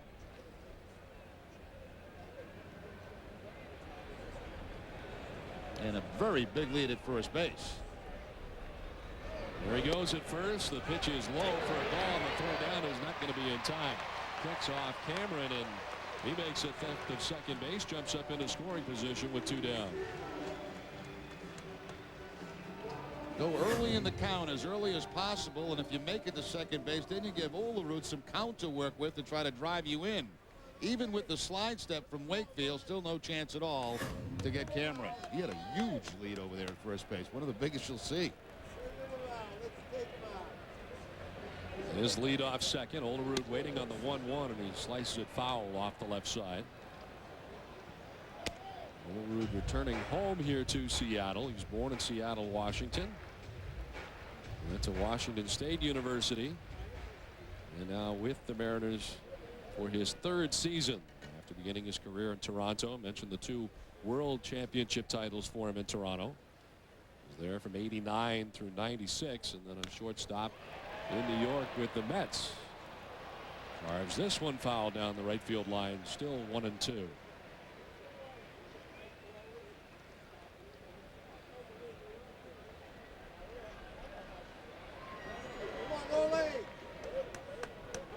Often hear people talk about John Olerud's swing from the left side. One of the better swings you'll see. The 1-2.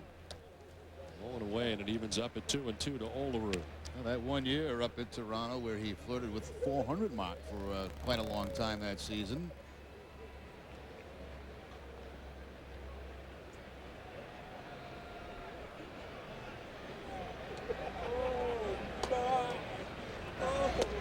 Got it.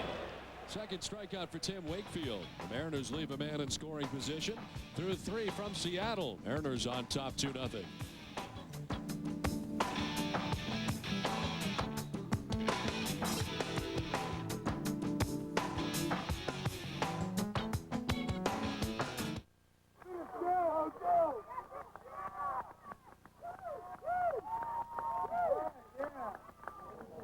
Hey, Jill, how'd you do?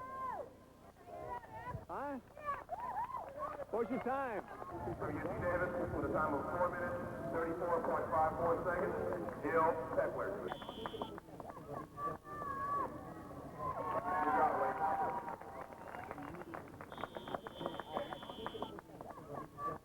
NESN is your ticket to Red Sox baseball. High and deep now. Very good. And this Tuesday and Wednesday night, we've got the Oakland A's back-to-back at Fenway. He struck him out. The Red Sox built a new team with a now attitude, and they'll need it when they face the pitching staff of last year's wild card winner.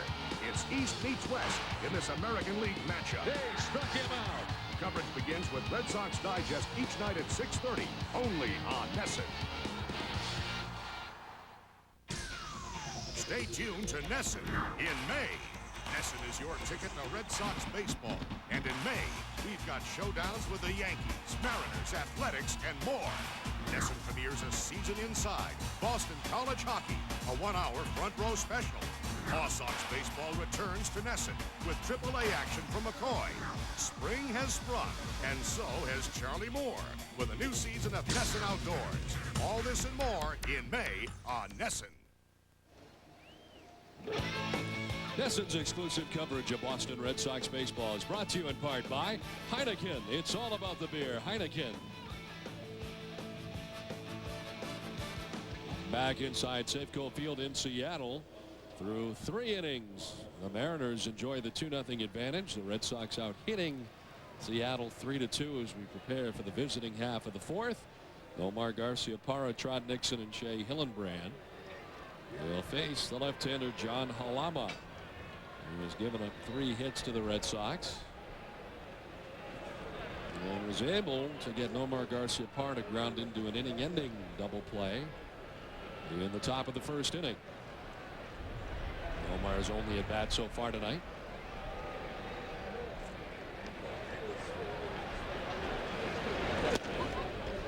This place is awesome. It's the only way I can describe it. I know you like Camden Yards, but this by far is my favorite. Now, this is a close second for me. This is just a beautiful ballpark. And the crowd enormous here tonight, as always, in Seattle. Everywhere you look, there's people. Retractable dome roof that even when it's closed, you can see outside in left field. You can still see downtown Seattle. 1-1 to Garcia-Parra. Grounded towards shortstop again. Guillen will make the good throw to retire Nomar. 2nd time that he has done that. And there's 1 out in the 4th inning. Time now for our Aflac trivia question. Who is the only player other than Ricky Henderson to lead the American League in stolen bases from 1980 through 1991? We'll have the answer for you in the next half inning.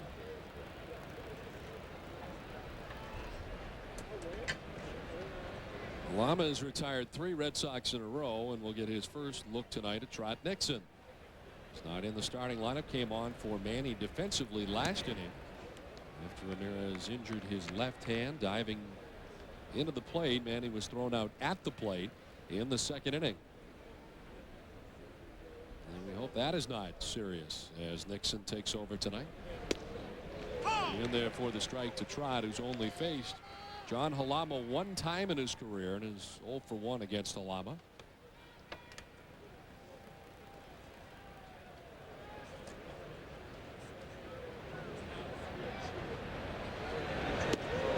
Pops in there for the strike, 1-2.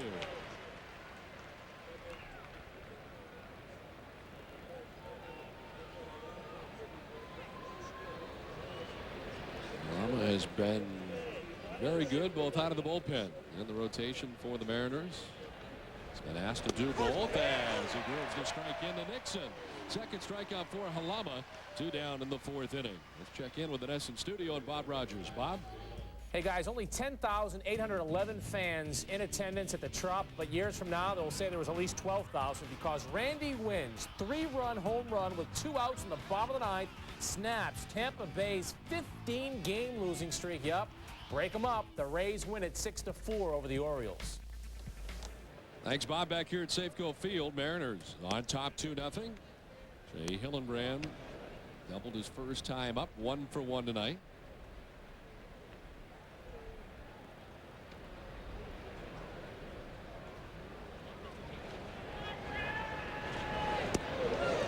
Shea evens the count of 1-1 with that cut.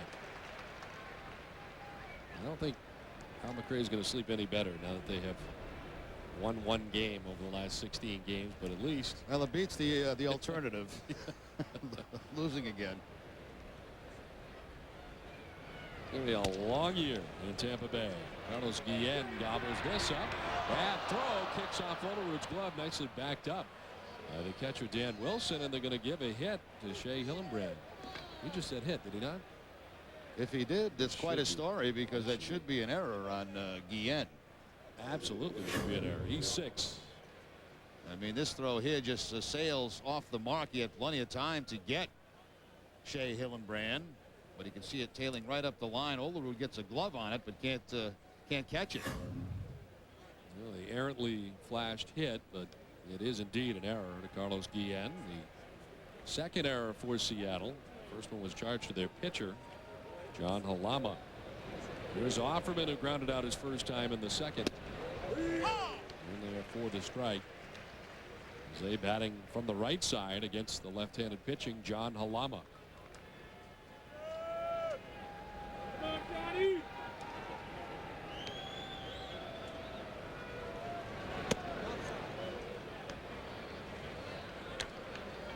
Red Sox have had base runners so far in every inning. Unable to push anything across as they trail 2-0 in the fourth. Hillenbrand at first.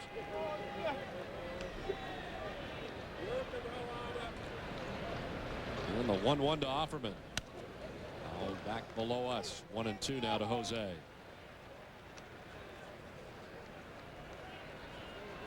Offerman had last night off. Kind of a tough road trip. Jose 4 for 21 on the road trip.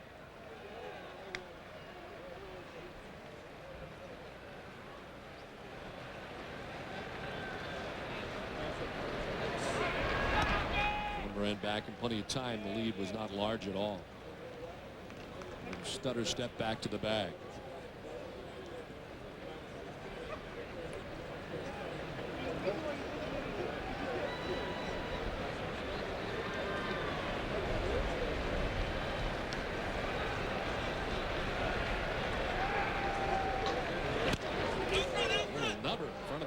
Halama's got to hurry up and makes no throw. Wouldn't have had a chance. Offerman beats it out. A full swing for Jose. Ball didn't go very far, and he picks up a base hit, the 4th of the night for the Red Sox. Seems like it took forever for Halama to get to this little dribbler out in front of home plate, and he wisely held on to the ball. He had no chance to get Jose at first base. Almost like a swinging bunt there by Jose Offerman. He'll go with the follow through, but not release the baseball. So maybe the Red Sox can make that error hurt with 2 outs in this inning. Last inning, when Halama threw errantly to first base, Ray Sanchez was left in scoring position at second. Here's Tony Clark, grounded back to the mound his first time, swinging at the first pitch. Tony in his career, the bulk of which as a Tiger, it's at 244. It's the Seattle Mariners. Clark, while struggling this year, really not struggling from the right side. 333 hitter coming into tonight. Is a right-handed hitter. In the dirt, Wilson's able to knock it down. 1-1.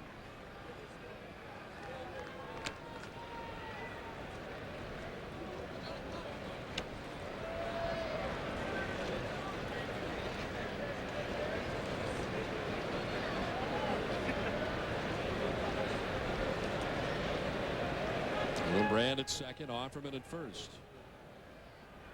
Base runners coming with 2 outs here in the top of the 4th inning.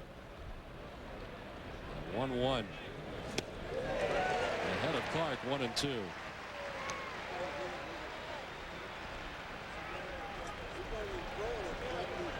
Red Sox playing in their 33rd game of the year, coming in at 24-8.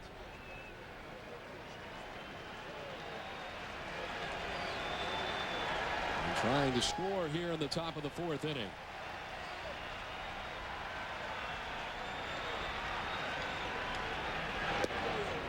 Low to Clark, 2-2. Halama has struck out 2 and has walked 1 Red Sox hitter. Red Sox still out hitting Seattle 4-2 as they bat in the 4th.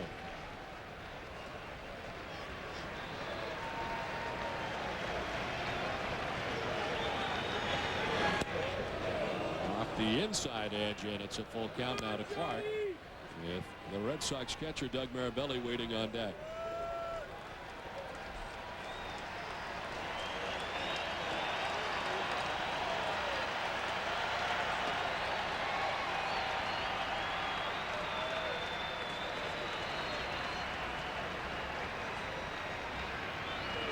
Halama with a long pause and the payoff pitch.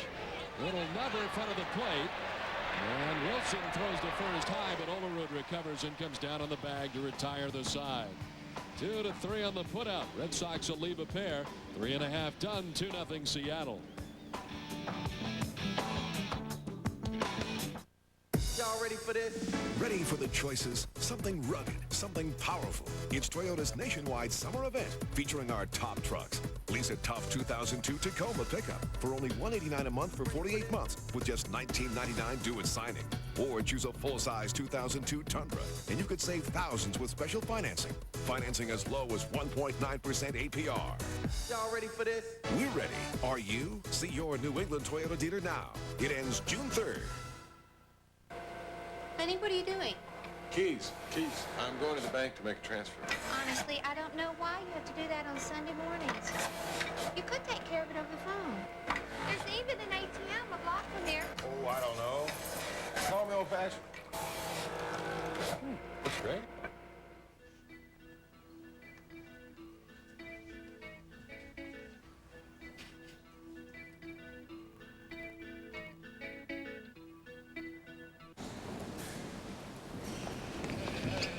Ooh, scary. Yeah, and I bet they didn't have that insurance back then. What? Aflac. It gives your mommy money if she's sick and can't work. What does? Aflac. Pay attention. To what? Aflac. Aflac. Ask about it at work. Don Orsillo and Jerry Remy back at Safeco Field in Seattle. Red Sox trailing 2-0. The Mariners getting 2 runs in the second. With a run already in and the bases loaded, Ichiro drops this down the third base line. In from third comes Mike Cameron with the second Seattle run. Fortunately, only 2 runs in that inning. Red Sox pitching and Darren Oliver walking 5 in the second inning. Ramirez has an 8-game hitting streak, but unfortunately has left the game with a hand injury. Halama's gone 4 innings without giving up a run, and Tim Wakefield on for Darren Oliver. Oliver lasting just an inning and 2/3. Wakefield got the final out of the second inning and worked the entire third inning. Back out there for the fourth. This sent to right center field, and that'll fall for a base hit. Carlos Guillen aboard to begin things here in the bottom of the fourth inning.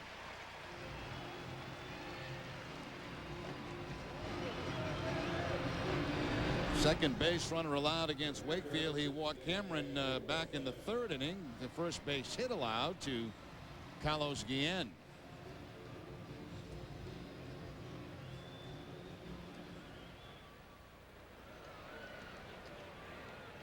Guillen 1 for 2. Dan Wilson, who's not fared well against Wakefield, just 2 for 22. One of those hits a home run against him. Wilson walked his first time up. There goes Guillen at first, and it's fouled off down the third base line. Guillen was off with the pitch.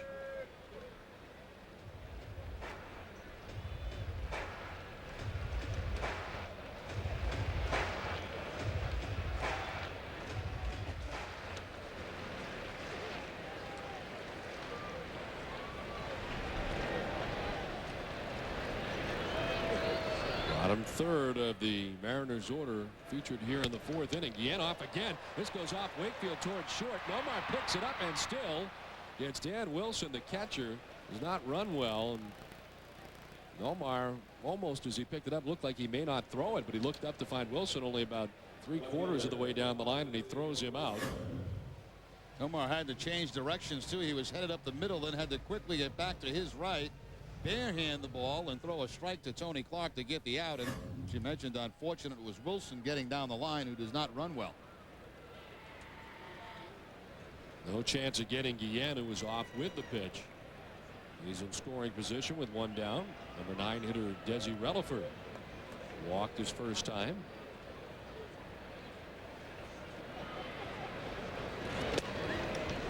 the strike to Relaford.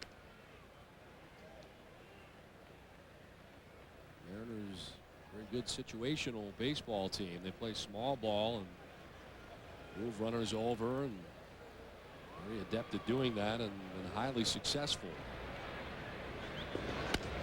On the ground right side, and foul outside the bag at first. Now they have designed a team here that is conducive to playing in this ballpark, which is considered a big ballpark. Certainly not a home run park.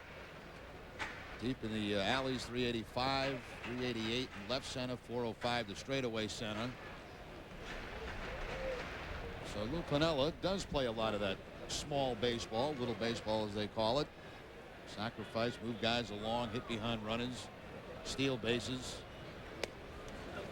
Brady Little saying before the game that Seattle fundamentally as sound as any team in the major leagues.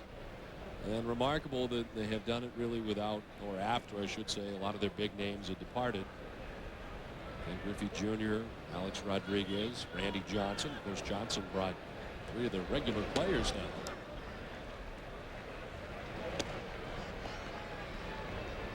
And they've done it this season, the bulk of this season, without Edgar Martinez, their fine DH, who apparently is recovering pretty well and maybe headed out for a rehab assignment very shortly, but a very big part of their lineup. Check swing foul back to the backstop off the bat of Relaford, and 2-2 now. Edgar had knee surgery back in April, was taking batting practice here a couple of days ago and felt some pain in the knee area. They thought it might be scar tissue tearing up. So that has set him back a little bit.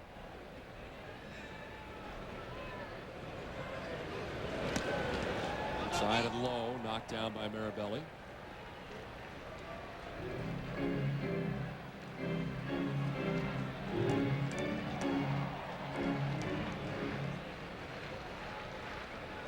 Wakefield has been on since the second inning. Carlos Guillen at second base, 1 away. Mariners on top 2-0. A payoff pitch in the dirt. Defensively almost went around on that, it appeared. Wakefield wants an appeal here. Yeah, he wants to ask the third base umpire. Almost looked like he offered trying to get away from that pitch, but they don't check, and Relaford is the second walk given up by Wakefield, the 7th by Red Sox pitching tonight.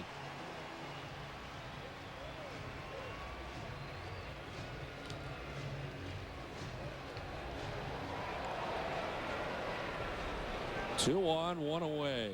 Ichiro coming up, 2 for 2. A single to left and an infield RBI single, a bunt. Drop down, the bases loaded in the second inning.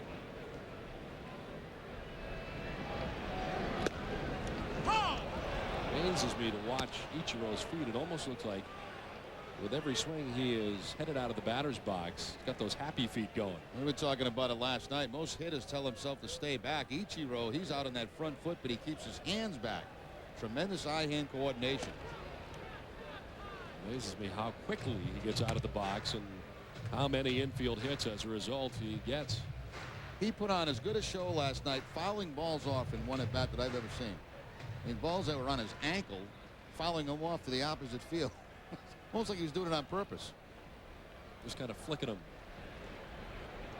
Like a tennis player, you know, with a backhand.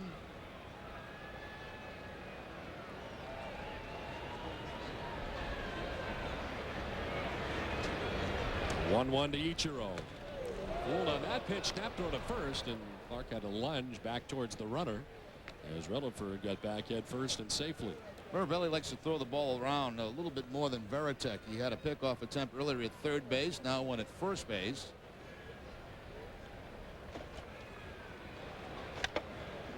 He's discarded the sunglasses that he was wearing for the glare earlier in this one. A lot of that sun in the rays are departing in center as Ichiro flips it back into the seats. Ichiro, one of the toughest guys in the league to strike out. He and Johnny Damon in the top 10 in that category.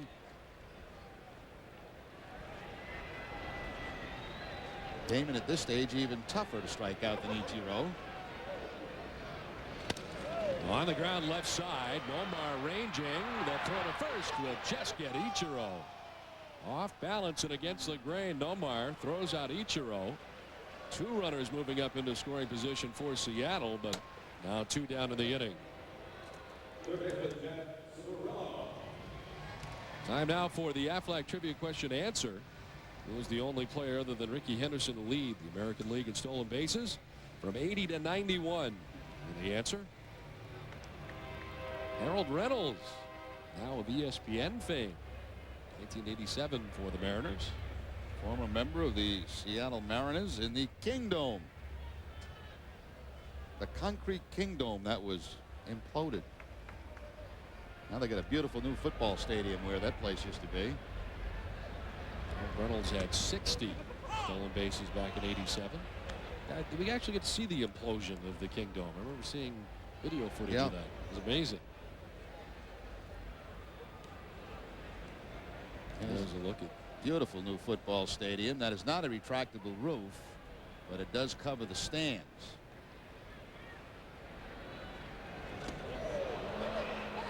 Cirillo thinks he got hit, and he did.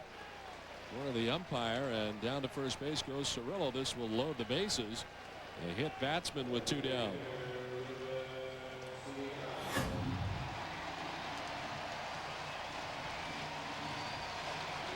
Just barely getting a piece of the uniform, apparently, of Jeff Cirillo.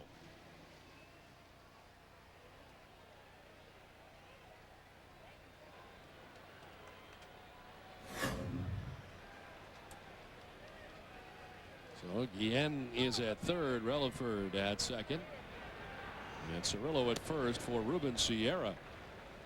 The switch hitter turns around and bats from the left side now against the right-hander Tim Wakefield. Sierra with 5 grand slams in his career. 0 for 2 so far tonight. Fouled out to first and struck out. Second time that he has faced Tim Wakefield tonight.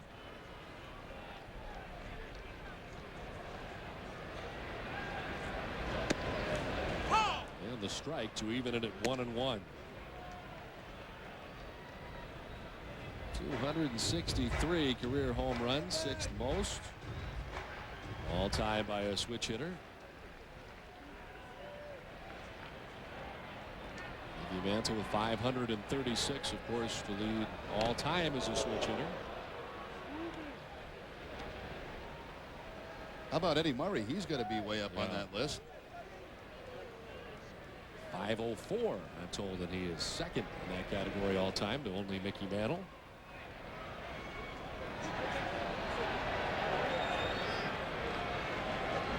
One and 2 to Sierra. Bases loaded. And he lines it foul down the left field line. Back about 5 rows deep. Sierra really has been an amazing story so far in 2002.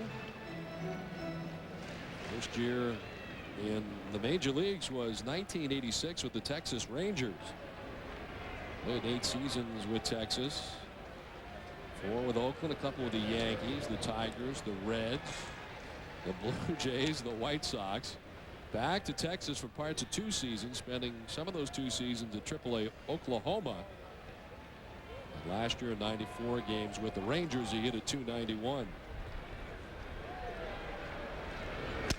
Welcome back grounder towards Clark. He will take it alone, and that'll do it in the inning. So Tim Wakefield pitches his way out of trouble. The Mariners leave the bases loaded. We've played 4-2 Seattle.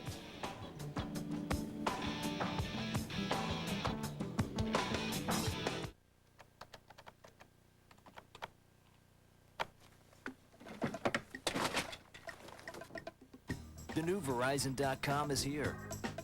Review bills, pay bills, ditch the paper. Verizon.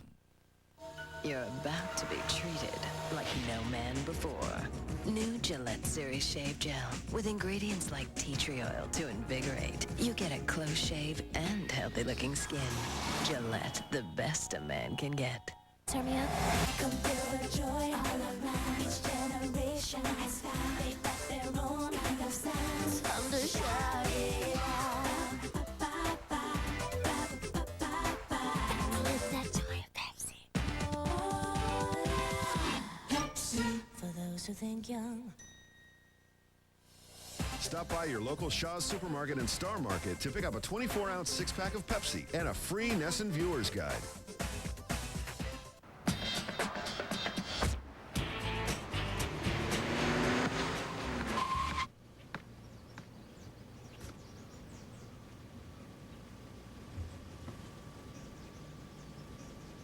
The Volvo S60.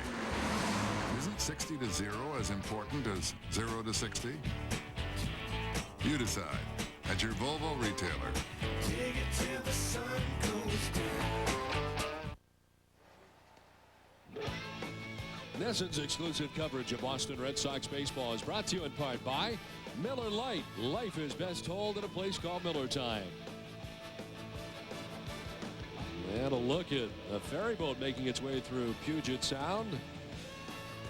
The beautiful Pacific Northwest and a very comfortable early evening in Seattle at Safeco Field, where the Mariners enjoy a 2-0 advantage as we get ready for the 5th inning.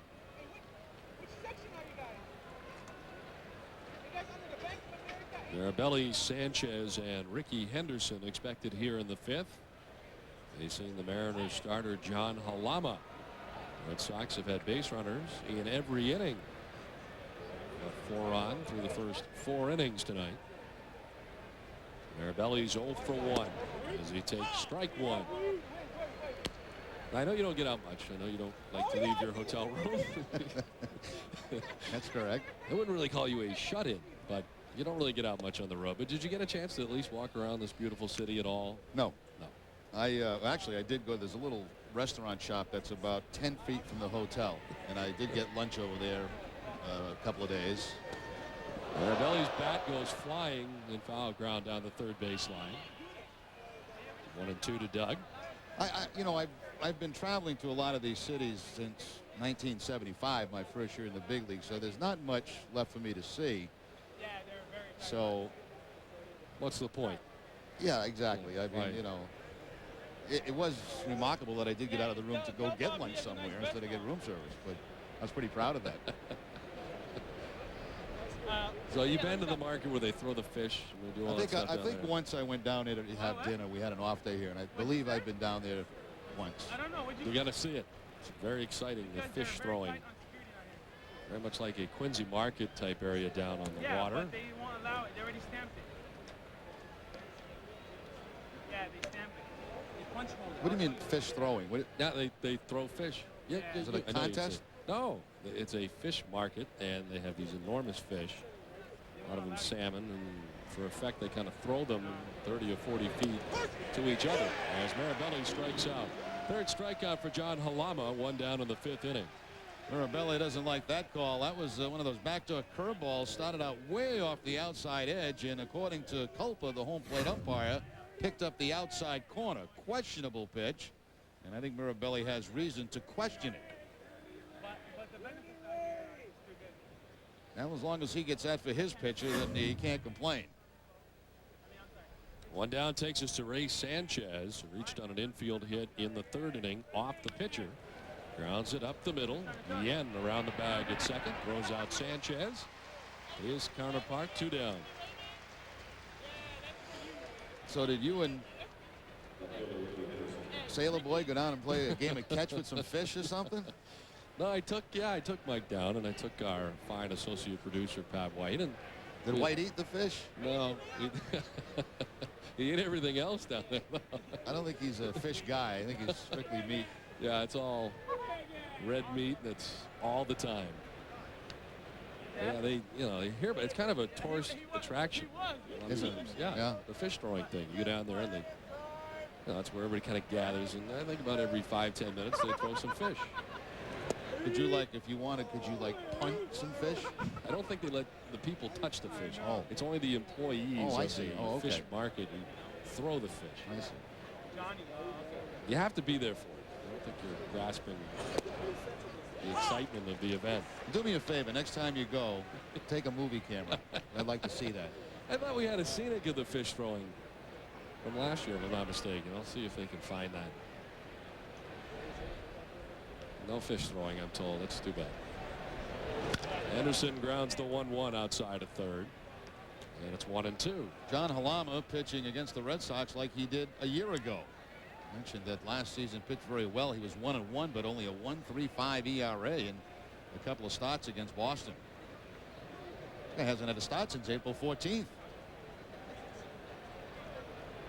Pitching very well tonight. 2 outs in the 5th inning and down and into Ricky. Ricky's hitting himself in the helmet with his bat.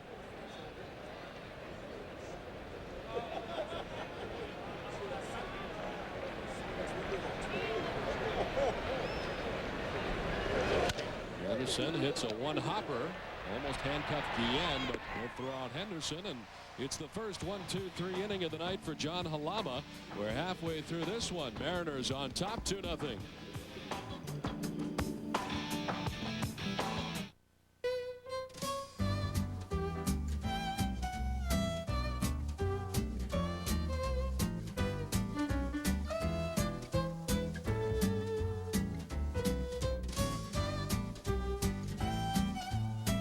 Announcing Friends Fly Free from Southwest Airlines. Simply purchase a special discounted fare starting at $59 and a friend comes along for free.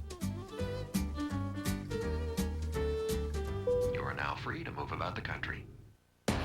Jeep vehicles are known for capability, and now during the Jeep Challenge, we rule on a whole new level, starting with our 70 or 100,000-mile powertrain pledge on engines and transmissions. Plus, choose Grand Cherokee and get a $2,500 cash allowance, or financing as low as 0%.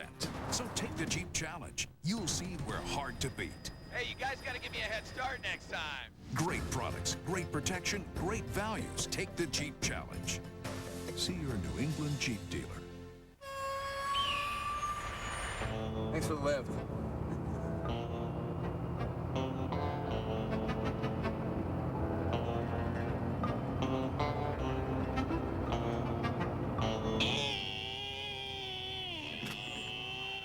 You jumped out? I jumped out of the moving truck. You're kidding. At that point, it was like my decision was made. I'm out of here. Life is best told over a great tasting Miller Lite at a place called Miller Time. Back in Seattle, 2-0 Mariners. Let's see some fish, Jerry.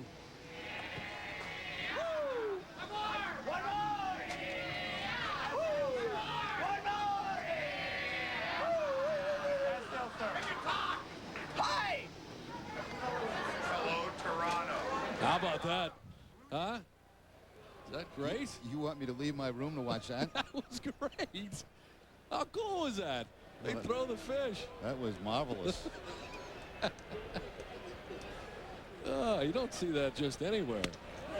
This is back up the middle into center field. Brett Boone leads off the last of the 5th inning.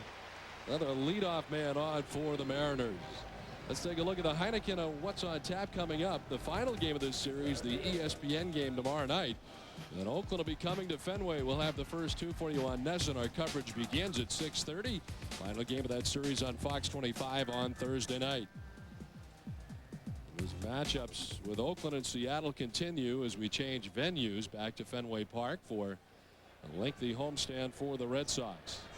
Mike Cameron carves the first one foul off Marabelli.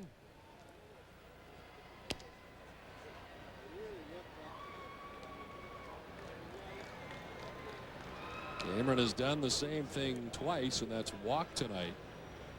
First walk served up by Oliver, and then Tim Wakefield walked him in the 3rd inning. Wakefield has been on since the 2nd inning in relief of Darren Oliver. Oliver's inability to throw strikes really his biggest nemesis tonight, as in an inning and 2/3 chase from the game, walking 5, and probably pretty fortunate that the Mariners were only able to gather 2 runs in the 2nd inning. So he walked 5 in the 2nd inning, all in the same inning. Let's see if Boone runs here on the 2-1 count. Seems like every chance they've had against Wakefield, they try to steal.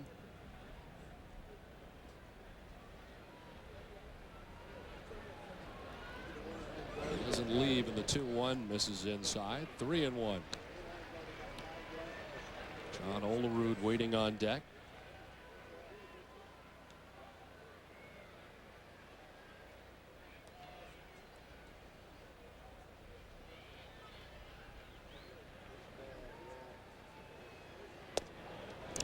the strike, and the count is now full.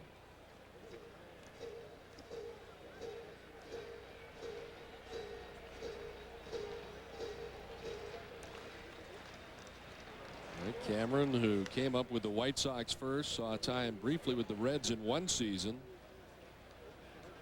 Yeah, really the guy that took over in center field for Ken Griffey Jr. when he left.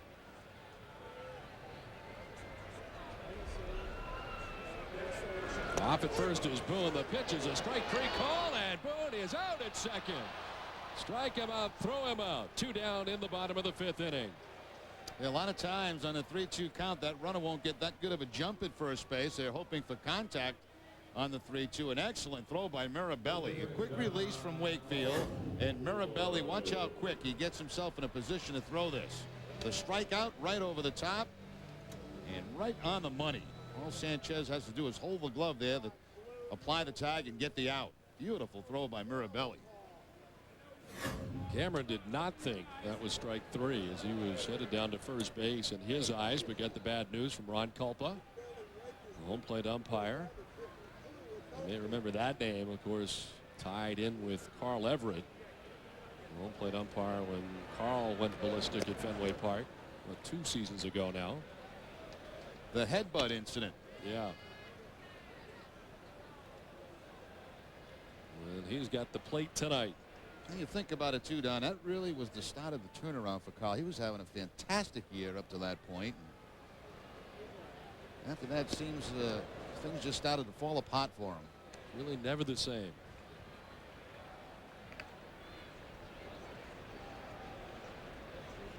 Is that around July, maybe about midpoint of the season, right? That was a national game.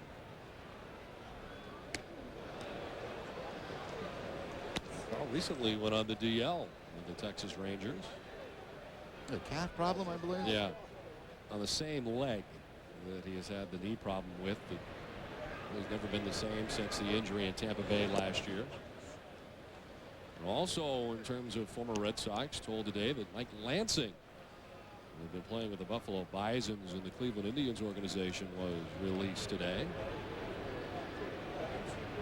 And Troy O'Leary, I think yesterday, was called up by the Expos from AAA Ottawa. Olerud walks. That is now the 3rd walk given up by Tim Wakefield. 8 walks tonight by Red Sox pitching. And it comes with 2 down in the 5th. Red Sox have to consider themselves very lucky. Only be down a couple of runs in this game. 8 walks allowed by the pitching. 5 of those obviously in the 1 inning by Oliver.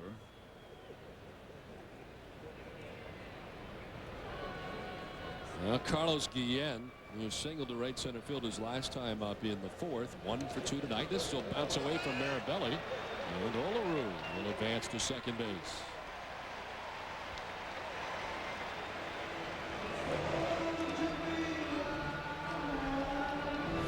Olerud advances in the scoring position on the wild pitch. Good shot from behind home plate. The ball caroms off the right shoulder of Mirabelli. Easy for Olerud to pick up and see, and he'll move in the scoring position. Line and caught by Tony Clark, moving towards the line and to his left. Guillen is gone, and so are the Mariners in the 5th. They leave a man in scoring position through 5, 2-0 Seattle.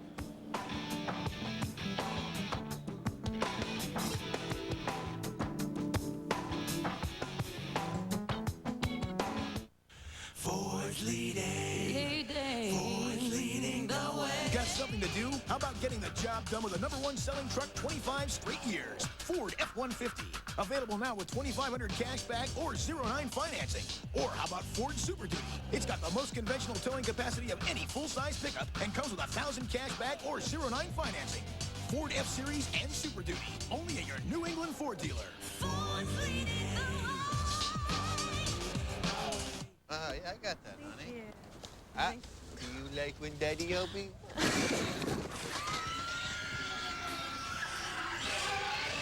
Well, that sucks. Yeah, I really liked her. Yeah, she seemed like a lovely girl.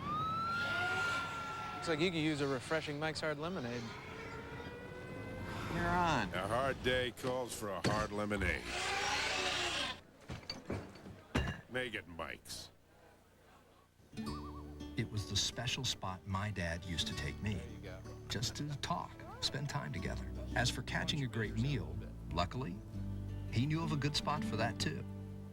Friendlies? Your favorite spot now has something new. 3 new Colossal Burger Baskets. The new Frunion Ranch or the new Ultimate Bacon Cheeseburger. And now try any Friendly's Colossal Burger Basket and get a hot fudge sundae free. You know all the good spots, Dad. You and me and Friendlies. 5 complete from Seattle, 2-0. The Mariners have the lead. Let's take a look at the team steal leaders around baseball, brought to you by Mobile Speed Pass. The Mariners with 46. The Kansas City Royals 33. The White Sox with 30. National League, the Marlins and Expos, and the Cardinals, the top stealing teams in the National League. John Halama's thrown 72 pitches through the first 5 innings. Retired 4 Red Sox in a row as he's out there for the 6th inning. No action in the Mariners' pen. We should mention that Kazu Sasaki has returned to the Mariners after being away for a couple of days to attend to personal business back in Japan. Was back with the Mariners in the clubhouse this afternoon, so their closer has returned. Johnny Damon 0 for 1 with a walk tonight. And when Sasaki returned, they announced that they have signed the right-handed closer to a 2-year contract extension with an option for a 3rd season today. He was going to be eligible for free agency following this season and now signed through 2004 at the very least. As you see Sasaki in the bullpen. The terms of the deal were not disclosed in terms of his financial situation. Grounded down the first base line. Olerud is there, going to need help. Halama is there, and Johnny Damon, he is out number 1 of the 6th inning. Well, Halama has got him pounding the ball into the ground in this ball game tonight.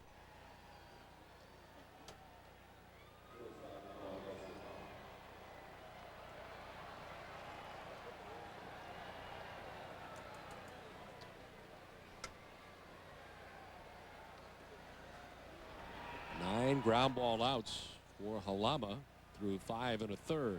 Nomar has grounded out twice, including into a double play, which concluded the 1st inning.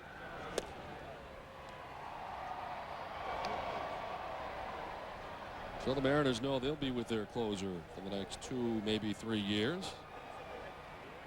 Sasaki's now 34 years old. He spent 10 years in the Central League in Japan before coming to the majors. Guillen throws out Nomar for the 3rd time tonight. Nomar has used Guillen 3 times, and he's 0 for 3. 2 down in the top of the 6th inning. And Don, I was checking something out in this ballpark. I don't know if you agree with me, but you look out toward left field, and they have that section here.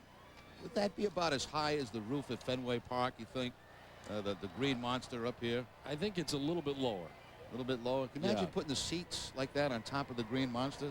Now, would you get rid of the screen? Yeah, get rid of the screen and put up some seats if that was possible to do. I'm sure that's been looked into a number of times, but that'd be a nice look. That'd be a great look. What a seat that would be, huh? Oh.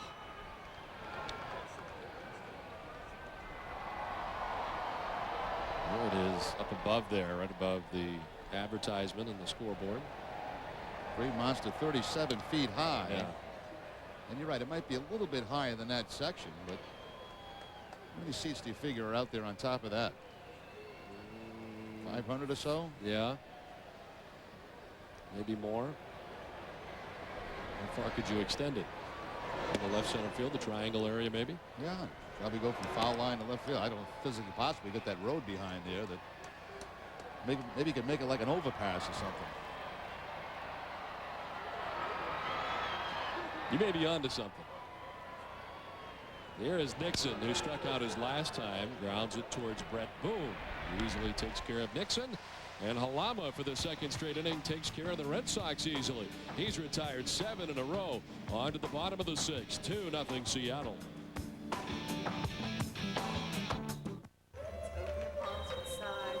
Bring foot over to the side, keeping the spine tall.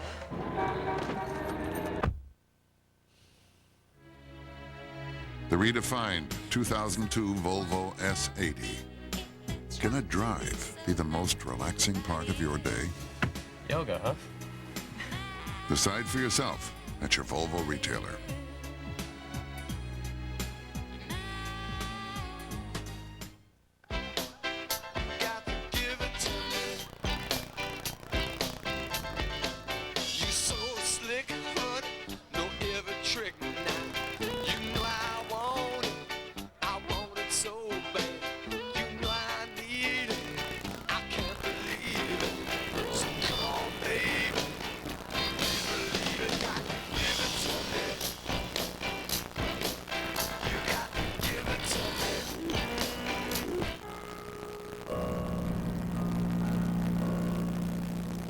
Take me fishing and show me how to drive the boat.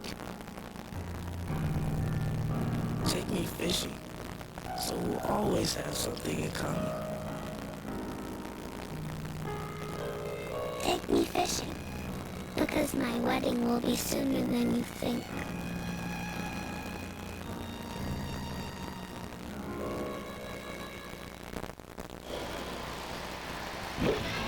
This is exclusive coverage of Boston Red Sox baseball is brought to you in part by Corona. Relax and enjoy an ice cold Corona Extra. On to the bottom of the 6th inning. Tim Wakefield back out there. Dan Wilson, the catcher for the Mariners, to lead it off.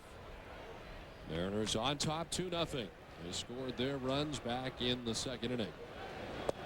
The Red Sox have been shut out by the Mariners left-hander John Halama through the first 6 innings, and Halama's now retired 7 Red Sox in a row.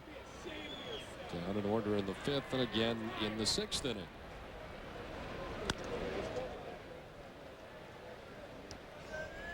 Wilson quickly in the hole, 0-2, walked in the 2nd and grounded out to shortstop in the 4th inning. And once again, Wakefield showing his value to the Red Sox, coming into this ball game in the 2nd and keeping the Mariners scoreless.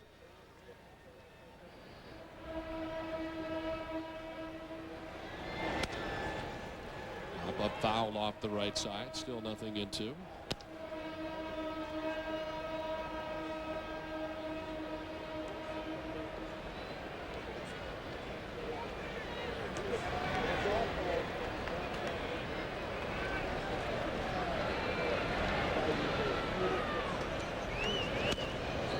Again fouled off the right side. They have announced tonight's attendance 45,887. A sellout tonight in Seattle. There are people everywhere here at Safeco Field.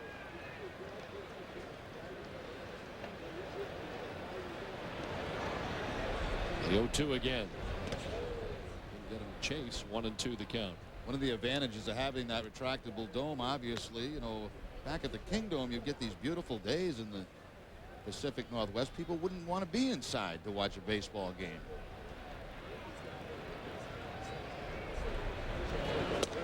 And a strikeout for Wakefield, the 4th of his outing, 1 away in the bottom of the 6th inning.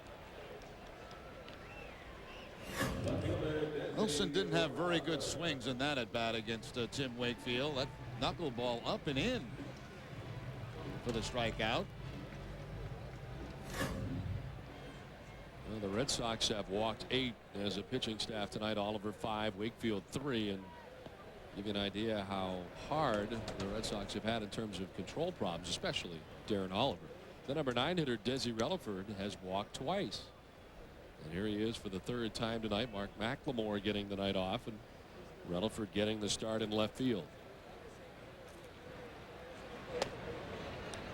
I think one of my favorite parts, and there are so many things that I like here about Safeco Field, the number of people that can stand and get a very good vantage point. If you look in left above that scoreboard, in between where you were talking about, that upper bleacher section, well, there's just spots everywhere where people can stand, and they do. A couple of rows deep, left, and that's actually right center that we're looking at there. But there's a kind of a stairway all the way up that fans can look from. But in left field, they're right above the scoreboard and above the bullpen. Relaford has walked for the 3rd time tonight from his number 9 spot in the order. 4 walks now for Tim Wakefield.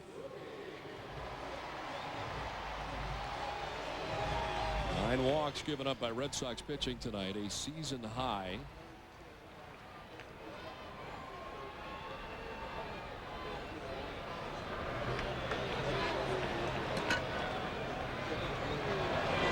Most walks ever given up by a Red Sox pitching staff was 18 walks in a game on May 20th, 1948.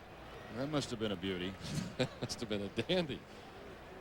It was at Cleveland, and that effort tied the major league record. Lone inside to Ichiro, 2-0.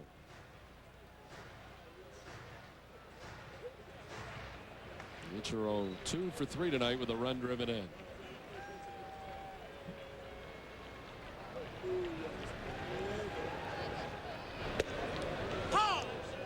there for the strike from Wakefield, 2-1.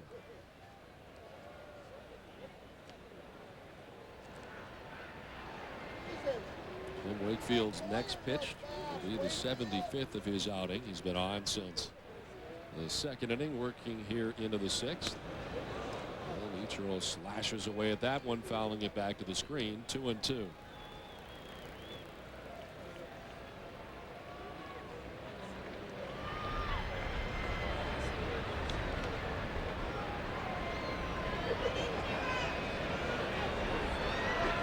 Running an 11-game hitting streak now is Ichiro. Runner takes off. The pitch will miss for a ball, and a stolen base for Desi Relaford, who jumps up into scoring position.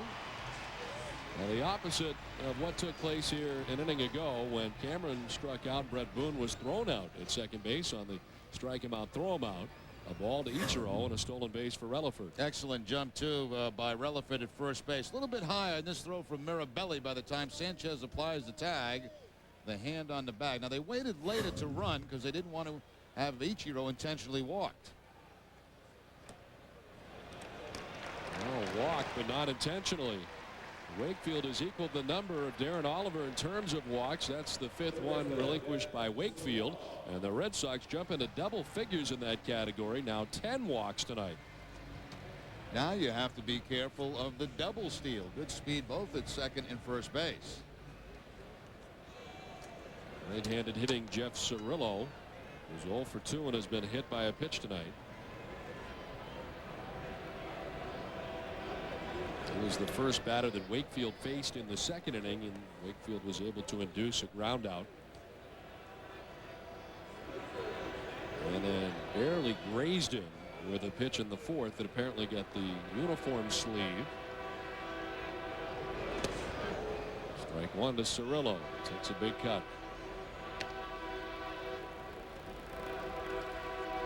This is the first stop on this road trip. There have not been a good variety of Red Sox fans. Tampa certainly had them. They were in Oakland, but this is a Mariner crowd. No question about that. With the exception of a few. Thanks, Mike. Line to left. This will get down for a base hit. Henderson's up with it. They're going to try and score. Relaford. The throw is high. The run scores to second, and the put out there.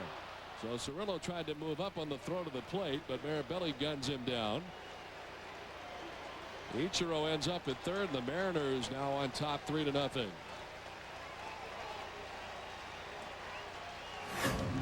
Cirillo picks up his 23rd RBI of the season. A high knuckleball. Ricky's throw is going to be way over the head of the cutoff man, but Mirabelli with a very good throw to second base to get Cirillo. He comes up. He knows he's got no chance to get the man at home, and quickly gets the ball at second base to at least get the out. 2 outs. Ichiro at third base. Here's Ruben Sierra, 0 for 3. He promptly lines it to left field. Henderson diving, and he makes the catch. Ricky Henderson lays it out in left center field and robs Sierra of a hit and ultimately another run for the Mariners. So Seattle does get a run in the inning. We're through 6 now. 3-0 Seattle.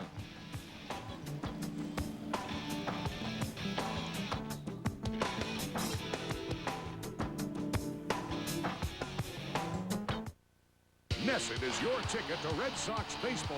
High and deep, very good. And this Tuesday and Wednesday night, we've got the Oakland A's back-to-back at Fenway. He struck him out. The Red Sox built a new team with a now attitude, and they'll need it when they face the pitching staff of last year's wild card winner. It's East meets West in this American League matchup. They struck him out. Coverage begins with Red Sox Digest each night at 6:30, only on NESN. Catch up when you wake up with NESN Sports Desk, the fastest 15 minutes in sports. It's our sportscast on your schedule all morning long. And this is for the New England sports fan. We start with the local teams first, every morning beginning at 5. After every game on NESN, you'll get extra interviews, extra highlights, extra analysis on Extra Innings, NESN's new expanded postgame show. After the last inning, the action's just beginning. NESN is your ticket to Red Sox baseball. High and deep and very good. And this Tuesday and Wednesday night, we've got the Oakland A's back-to-back at Fenway. He struck him out. The Red Sox built a new team with a now attitude, and they'll need it when they face the pitching staff of last year's wild card winner. It's East meets West in this American League matchup. They struck him out. Coverage begins with Red Sox Digest each night at 6:30, only on NESN. Through 6, 3-0, Seattle on top. 43-year-old Ricky Henderson still getting it done in the outfield with another great catch. Certainly saves the Red Sox another run, completely stretched out, able to close the glove up before it hits the ground so the ball won't be knocked out as it hits the ground. And Henderson making a terrific play to keep the Red Sox within 3 runs.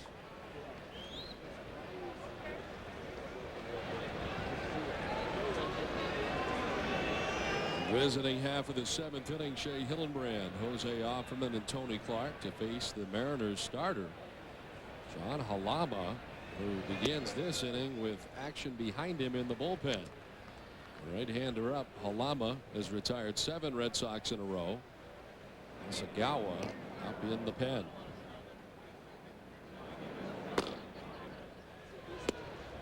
Hillenbrand takes a strike over the outside corner, 1-1.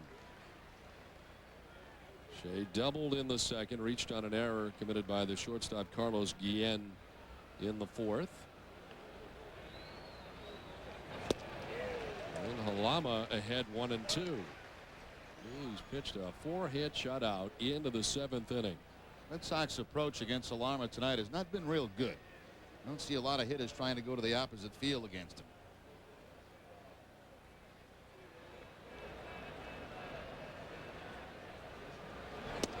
Strike 3 to Hillenbrand. He knew it, and he takes with him the 4th strikeout of the night for John Halama. 8 in a row retired by the lefty. Again, the fastball certainly not overpowering, about 86, 87 miles an hour, but picks up the strikeout.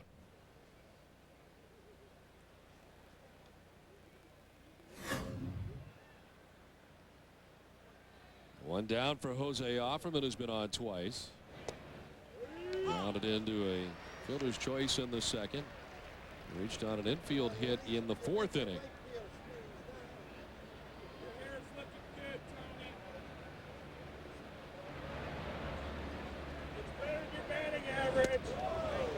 And is in the hole quickly, 0-2.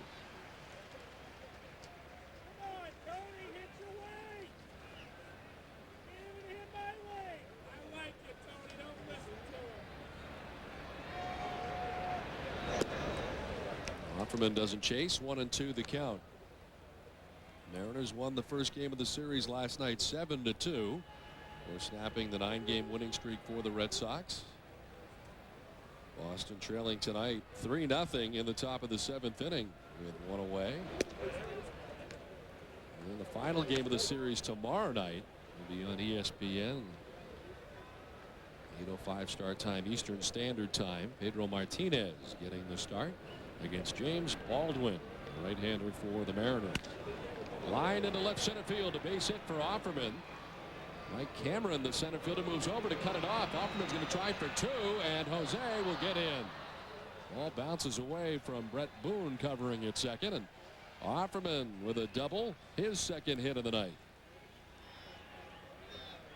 Jose came into the game with a good success, 5 for 13 against Halama with a career home run, 2 for 3 now tonight. A bit of a gamble taken by Jose. Cameron had to go a long way, though, to make the backhanded play. And the throw back into second base will not be in time as it short hops Brett Boone. Looks like Lou Piniella is headed out to get John Halama. Remember, he hasn't had a start now in almost a month. He got one heck of an effort out of him tonight. 90 pitches for John Halama tonight. And that took him 6 1/3 deep. And a sellout crowd here of 45,887. Going to let him know what they think of his work tonight as he heads off.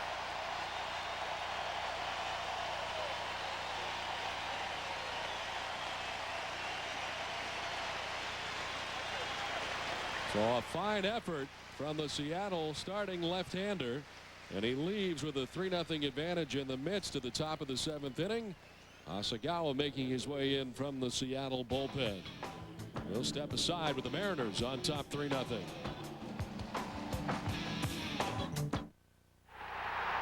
Tell you what, my old job, I really had to rely on getting the good calls. And he struck him out. Now it's your turn to make the call. Tune in Red Sox Digest, Nesson's half-hour pregame show, and Extra Innings, our expanded postgame show. Former Sox reliever Jim Corsi joins Bob Rogers to preview the games, analyze the outcome, and take your phone calls live. It's Red Sox coverage you won't find anywhere else, so tune in, call up, and ask Nesson.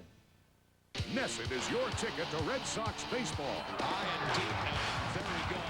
And this Tuesday and Wednesday night, we've got the Oakland A's back-to-back at Fenway. And he struck him out. The Red Sox built a new team with a now attitude, and they'll need it when they face the pitching staff of last year's wild card winner.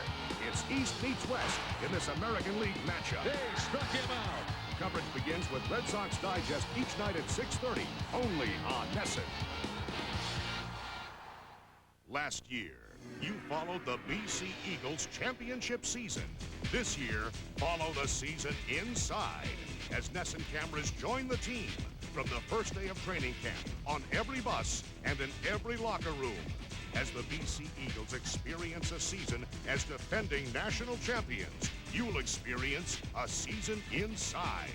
A 1-hour front row special sponsored by Bob's Stores. Wednesday night after Red Sox baseball. Back at Safeco Field, John Halama, 90 pitches, 6 1/3 innings, giving up 5 hits, still responsible for the run. So far has not been charged with a run. He walked 1 while Red Sox pitching has walked 10. And he struck out 4 before giving way to Shigetoshi Hasegawa. He's had a very good season so far for the Mariners. 13th appearance, a record of 3-0. 0.52 ERA. He's only allowed 10 hits in 17 1/3 innings. 6 walks and 8 strikeouts. Opponent hitting 175. Of course, Hasegawa coming over from the Angels, signed as a free agent here by the Seattle Mariners. Clark would have hit from the right side against the lefty Halama, but he now turns around and will bat from the left side against the right-hander. From the right side, Tony had been 0 for 2 tonight against the lefty Halama. 2 ground outs. Offerman at second, 1 away. And the first pitch missing to Tony Clark. Hasegawa, 33 years of age, will turn 34 on August the 1st from Kobe, Japan. Happy Mother's Day, Mama! Last year and the last 5 seasons spent in Anaheim.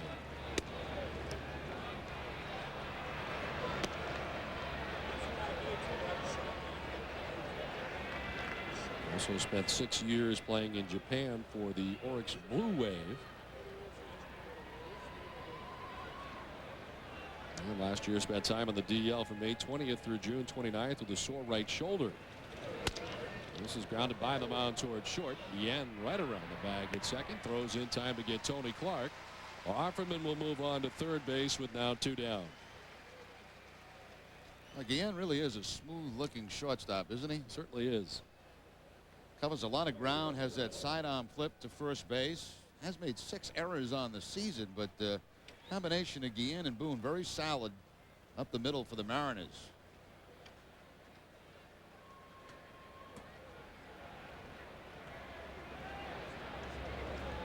Offerman at third. Marabelli, 0 for 2 tonight, has popped out, struck out. And down looking in the 5th inning. 1 of 4 strikeouts for John Halama, who from the dugout waits to see if he worked the shutout over the first 7 innings. He's responsible for Offerman, who stands at third. Marabelli in the hole, 0-2. More action in the Seattle bullpen. That's going to be off the roads. The left-hander loosening up. Only lefty they have out in that bullpen. Austin's pen quiet. Wakefield's been on since the 2nd inning. Blown away to Marabelli.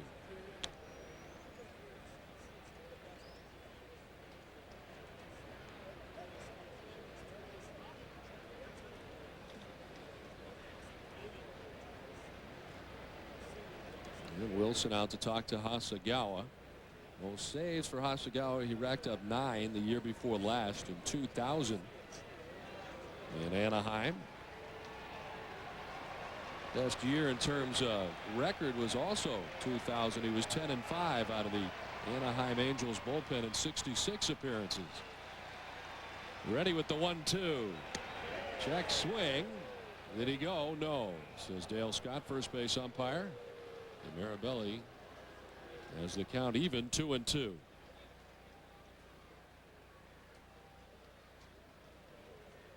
Ray Sanchez waits on deck, hoping he'll have an opportunity to face Hasegawa. The Red Sox trail 3-0 in the top of the 7th with 2 down. Offerman at third. And Hasegawa backed off, so Marabelli out of the box.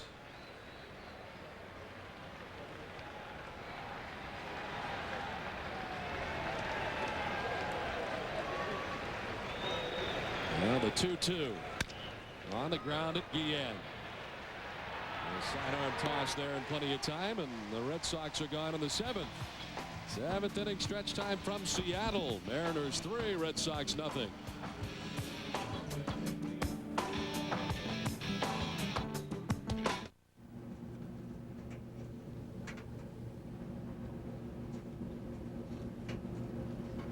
You ever gonna get your washer fixed? Well, we wouldn't be able to see you every Saturday. Oh, well, that's the last load. See you next Saturday, son. All washers and dryers on sale. And get 0% until May 2003, plus free delivery. Only at Sears. Where else?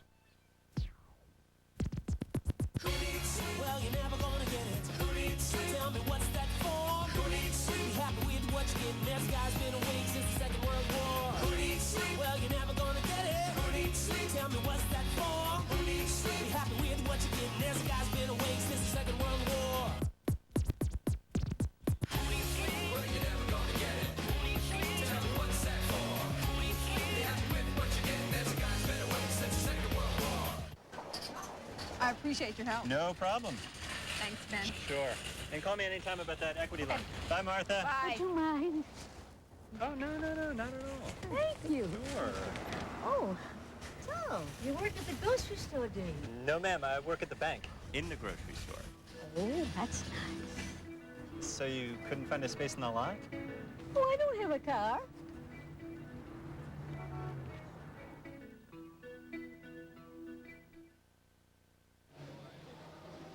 Seventh inning stretch, 3-0. Seattle has the lead. Nesson is your ticket to Pawtucket Red Sox action from McCoy Stadium. It's minor league baseball, major league action as the Stars of Tomorrow play today with Paw Sox. Nesson's coverage begins on Monday night, May 13th, with the Paw Sox and Durham Bulls. Coverage begins at 7 only on Nesson. Back at Safeco Field, where the Red Sox are dealing with a 3-run deficit. The Mariners coming to the plate in the bottom of the 7th inning. Brett Boone, Mike Cameron, and John Olerud will be facing Tim Wakefield. Boone has 1 of 5 Seattle hits. Both teams with 5 hits. Red Sox pitching has walked 10 in this game. Darren Oliver just an inning in 2/3. Walked 5. He did it all in the same inning. He was back in the second. Wakefield has walked 5. And of those 10 walks tonight, 2 have scored for the Mariners. Actually make that 3 with another run last inning. So 3 of the 10 walks have turned into runs tonight for Seattle.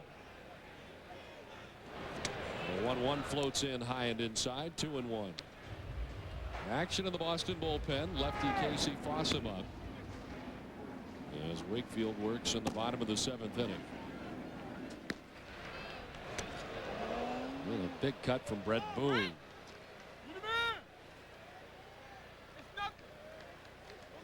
The Yankees were 4-2 winners today in Minnesota. Their game is done. As the Red Sox trail here, and a strike 3 call to Brett Boone. He'll take with him the 5th strikeout of the night for Tim Wakefield. It has words for Ron Culpa on the way by.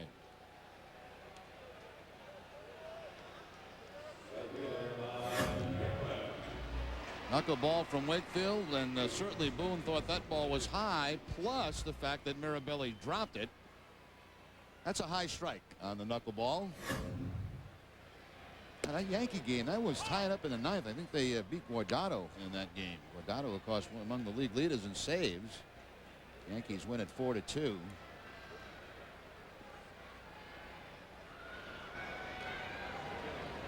Mike Cameron has walked twice and struck out. He struck out looking his last time up in the 5th. 1 of 5 strikeouts for Tim Wakefield. Time of the fastball, 1-1. Wakefield has been in since the 2nd. And Oliver chased after just an inning in 2/3 tonight. Did he go? No, says Dale Scott. 3-1 now to Mike Cameron. John Olerud waits on deck as Mariners bat in the bottom of the 7th inning. This has been just like a start tonight for Tim Wakefield. Ball off the right side, full count. He really is the long reliever with Oliver in the rotation and Mark Castillo in the rotation. 92 pitches tonight for Tim Wakefield. Cued foul over by the on deck circle.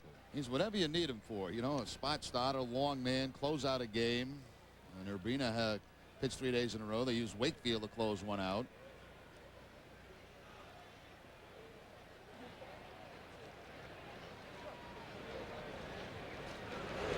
Strikeout for Wakefield. Back-to-back Ks in the 7th. Tim's got 6 in all. And there's 2 outs in the bottom of the 7th inning. Strange night for Mike Cameron. He's got 2 walks, 2 strikeouts. 39 strikeouts now on the season for Cameron. He will go down a lot through the course of the season. That's a nice look from behind home plate. You get that exact look that the hit is getting as he heads out toward the backdrop in center field. John Olerud, who's walked twice tonight and struck out. And another one of the Red Sox pitchers, Dustin Hermanson, apparently has been backed off again. He was supposed to throw here possibly in Seattle. They've decided that he will throw at home at Fenway Park apparently on Tuesday. So it has taken him a very long time to come back from the old groin. And once it's finally healed and healthy, it's going to be like starting all over again, starting spring training over again.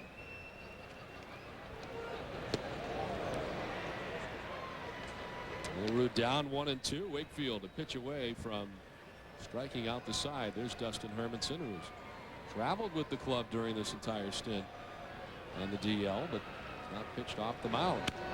Popped up off third foul. Mirabelli chasing. So is Hillenbrand. It'll be Shea. Makes the catch. It's the first 1-2-3 inning of the night for Red Sox pitching through 7. 3-0 Seattle.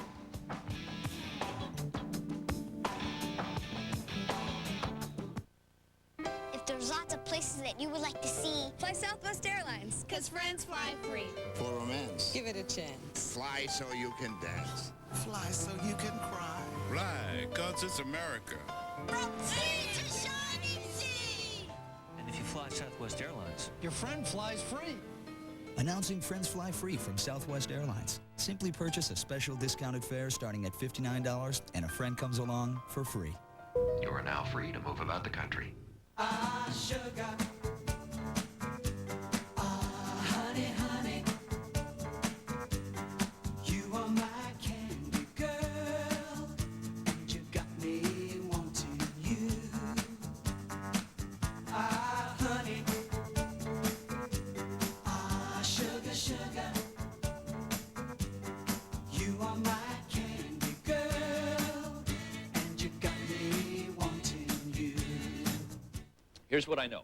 The only exciting part of a basketball game is the final 2 minutes. And anyone who owns a sports franchise should be a fan first and then run the team that way. There's a big difference between the right girl and the right now girl. Do what you love and don't apologize for it. Music is religion. Karaoke is a cult. Well done is overdone. And if you're going to draw a map of your life, do it in pencil and then redraw it over and over again. Nah, that's not what I want to say. Back in Seattle through 7, the Mariners on top 3-0, shutting out the Red Sox as we head to the 8th. I think we found our Citizens Bank, not your typical fan or fans. And there they are. They had the hats going before, but now they've taken them off. I think that hat has a Red Sox on it, a Mariner thing, and then a broom for a sweep. I think that's what that is. Aha. This is from earlier. See the broom in the middle there? Yep. Meanies.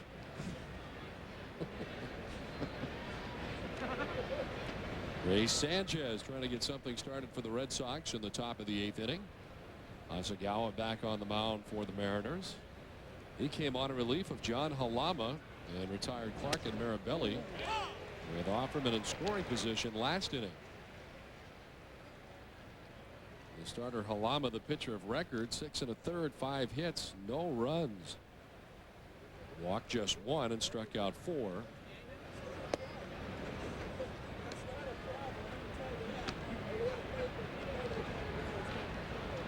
And as Asagawa is on the mound, looks like Arthur Rhodes, a left-hander, continues to warm in the Seattle pen, and so Dan Wilson may have a glove problem.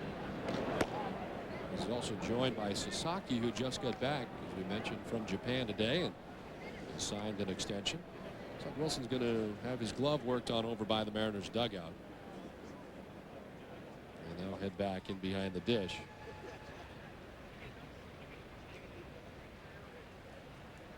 That's about a 10-hour flight from here to Japan. A lot of travel for the last couple of days. Must be able to sleep on a plane pretty good. Wow. That is way too long to be on a plane. On the ground and a fair ball inside the bag at third.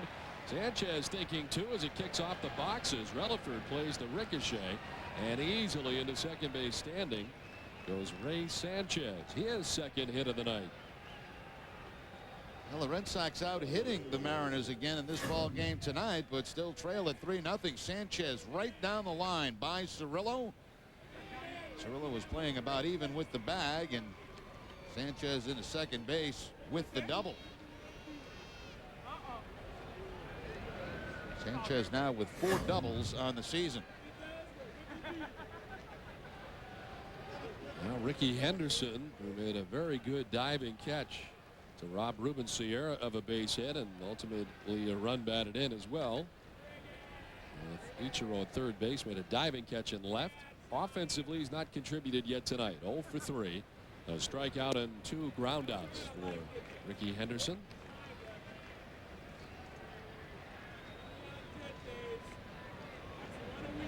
Ricky making some noise in the final game in Oakland about his contract situation. And it's really not been a distraction for the players. And it seems like when asked some of his teammates about Ricky, you often get the same response. Ricky is Ricky.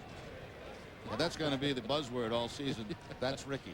That's Ricky. It's just Ricky being Ricky. Yeah, it's Ricky being Ricky. You're going to have those outbursts every now and again, but he keeps coming to the ballpark and shows up every day.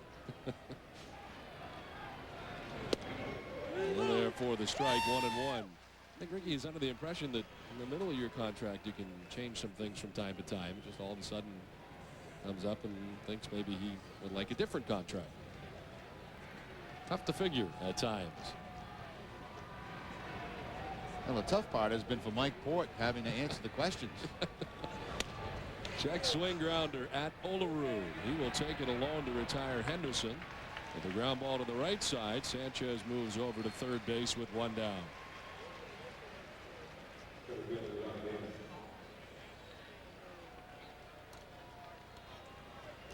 Arthur Rhodes is ready out in that bullpen with Johnny Damon coming to the plate, but still the 3-run lead, and looks like they got to stay with Hashigawa.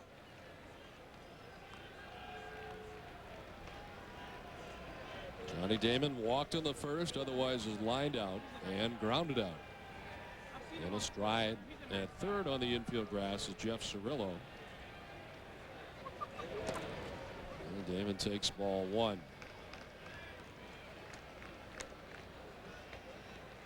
Casey Fossum continues to warm in the Boston bullpen. Tim Wakefield is done. As Wakefield went down to the clubhouse after 5 1/3 innings, Tim Wakefield almost throwing 100 pitches tonight in relief. He threw 98. Wakefield gave up 3 hits, 1 run, walked 5, and struck out 6. And it looks as if we will likely see Casey Fossum for the bottom of the 8th. Sanchez at third, 1 away in the top of the 8th.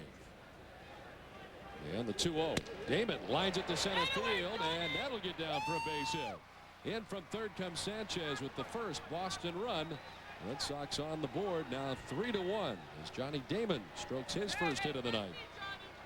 Been a couple of games for Damon since he's had a hit since that 18-game hitting streak was stopped. Picks up a base hit here, drives in his 15th run of the season, and gets the Red Sox finally on the board. Line drive right in front of Mike Cameron. Sanchez scores after the leadoff double.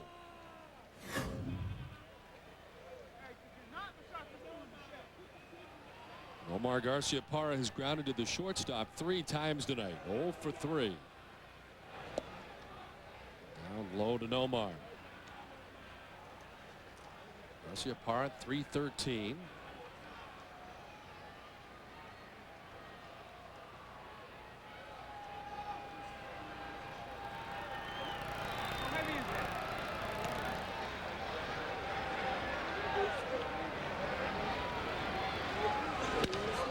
To left, Relaford on the run will make the running catch. Back and to his right. Damon retraces his steps back to the bag at first, 2 down. The last couple of nights, guys that have been infielders for a lot of their career, McLemore last night and Desi Relaford, making pretty good plays out there in left field. That ball spinning away, tailing away. You can see right there from Relaford, but he's able to make the catch. And that's going to bring Lou out to the mound. That's going to be it for Hashigawa. With the left-handed Nixon coming up, Arthur Rhodes will be called into the ball game.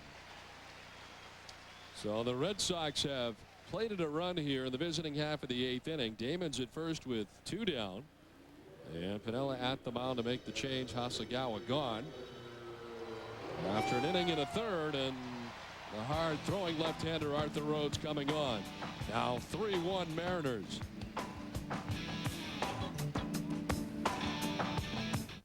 Nesson is your ticket to Red Sox baseball. High and deep and very gone. And this Tuesday and Wednesday night, we've got the Oakland A's back-to-back at Fenway. He struck him out. The Red Sox built a new team with a now attitude, and they'll need it when they face the pitching staff of last year's wild card winner. It's East meets West in this American League matchup. They struck him out. Coverage begins with Red Sox Digest each night at 6:30, only on Nesson.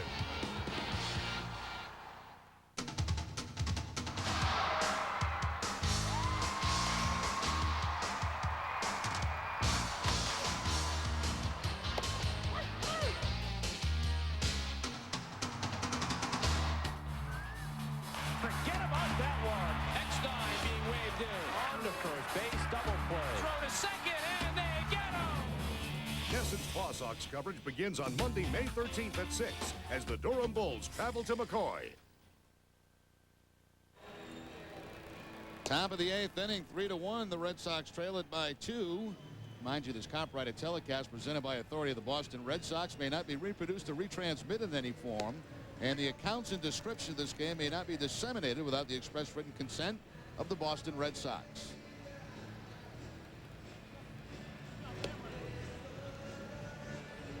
Asagawa leaves after an inning and a third, still responsible for Johnny Damon, who is at first.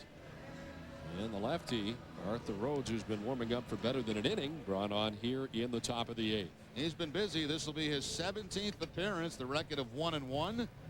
He's worked 14 2/3 innings, allowing 14 hits and 7 earned runs, 6 walks, 16 strikeouts. Opponents hitting .269 off Arthur Rhodes. 32 years old from Waco, Texas. Now his 3rd season as a member of the Seattle Mariners. Was a perfect 8-0 out of the Mariners bullpen last year in 71 appearances. First came up through the Baltimore Orioles organization. Remember the controversy a year ago, those diamond studded earrings caused with Omar Vizquel with Cleveland. Omar wanted those things removed. He thought there was a glare coming off. They're huge. Nixon was 0 for 2 tonight. Came on after Manny Ramirez had to leave the game. And he went headfirst into home plate. Apparently injured his hand and could not continue tonight. And Nixon took over in right field. 0 for 2 at the plate. Grounds it outside at first and foul. 1-1. Got a couple of right-handed hitters. Baega a switch. Vieretek a switch. Merloni right. But the problem is he would have to put probably Daubach in the outfield because of Ramirez being out of the game.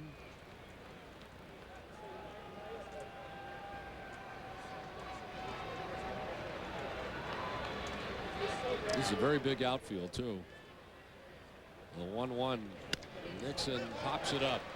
Foul ground. Wilson the catcher now. The third baseman Cirillo calls and makes the catch. Now the Red Sox grab a run in the top of the 8th inning. They leave a man on to the bottom of the 8th. 3-1 Seattle.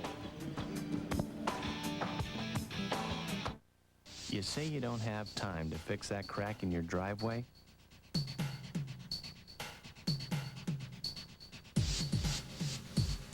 Now that you know about Quikrete Crack Seal, looks like you'll need a better excuse. Jeep vehicles are known for capability, and now during the Jeep Challenge, we rule on a whole new level, starting with our 7-year, 100,000-mile powertrain pledge on engines and transmissions.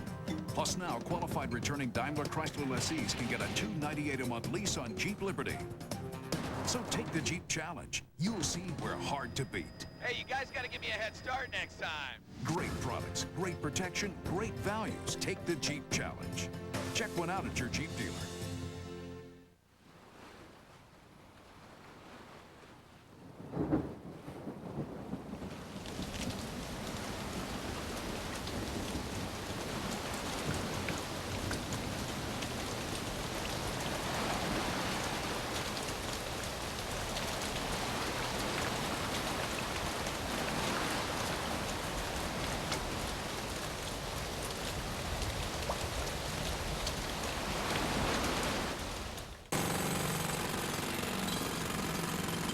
If your driveway looks worn, don't replace it, resurface it.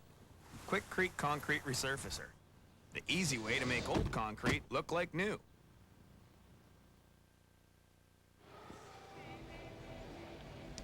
Back in Seattle as we get ready for the last of the 8th inning. Red Sox down 3-1. We go back to the 2nd inning. Manny Ramirez thrown out at the plate by Carlos Guillen on the cutoff. We'll head to the 6th inning. Ricky Henderson laying it out. Ruben Sierra. The base hit and an RBI in the 7th inning. Cirillo 1 for 3 with a single and a run batted in. Johnny Damon 1 for 3 with a single and a ribby. John Halama 6 1/3 of shutout baseball, pitching very well tonight. Darren Oliver, very tough outing, chased after an inning and 2/3, giving up 2 runs, 2 hits, 5 walks, all coming in the 2nd inning. 10 walks tonight for Red Sox pitching between Oliver and Wakefield, and 3 of those have turned into runs. New pitcher for the Red Sox, Casey Fossum. Foster making his 15th appearance, a record of 2-0. His last appearance against the Athletics on the 8th, worked an inning, gave up 2 hits in that game. Carlos Guillen, who is 1 for 3 tonight, one of 5 Seattle hits. The Red Sox are now out hitting Seattle 7-5. Trail by 2 with the Mariners batting here in the bottom of the 8th. And what'd you do? Guillen in the hole, 0-2. Guillen, Wilson, and Relaford 7, 8, and 9 expected for the M's. In the air to left center field. Johnny Damon ranges back shy of the track. He'll bring it in. 1 down in the bottom of the 8th. Well, a terrific job done tonight by Tim Wakefield, coming in the 2nd inning, only allowing one run, giving the Red Sox a chance to stay in this ball game. A little bit tough to see right now. Twilight here in Seattle.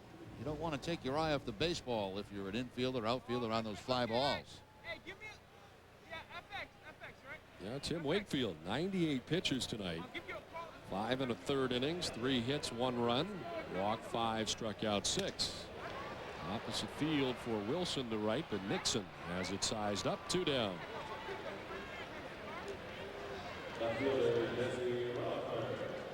Well, 2 fly ball outs for Casey Fossum. Well, the toughest guys to get out tonight has been the Mariners' number 9 hitter, Desi Relaford, who has walked 3 times.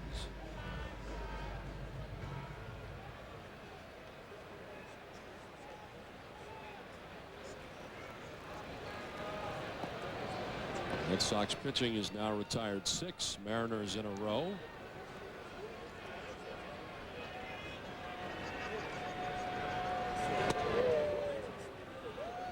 Red Sox have 1 more game left here in Seattle tomorrow night. Again, Martinez against Baldwin, and then the Red Sox did not have an off day to get to the West Coast. They'll have one on the back end.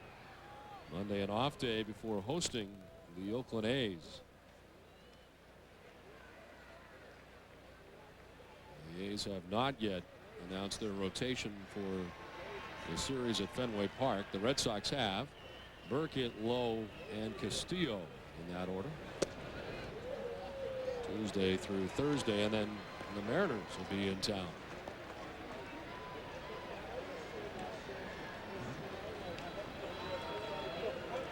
Relaford a pitch away from walking for the 4th time tonight, and he does. The number 9 hitter's been walked 4 times tonight by Red Sox pitching, and there is the 11th free pass of the night, surrendered by Red Sox pitching.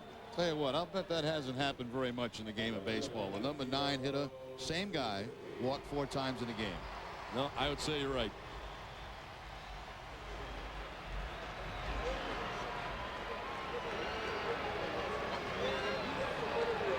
The Red Sox in jeopardy of dropping the first 2 in this 3-game series to the Mariners. What's worse is after you walk the number 9 hitter, now you got to face Ichiro at the top of the order. He's been on base 3 times tonight. 2 singles and a walk. Rounded out to shortstop in the 4th. Slaps it to left. A foul ball. Just sliced its way from fair to foul. Ichiro just laid it out there. He's down 0-2.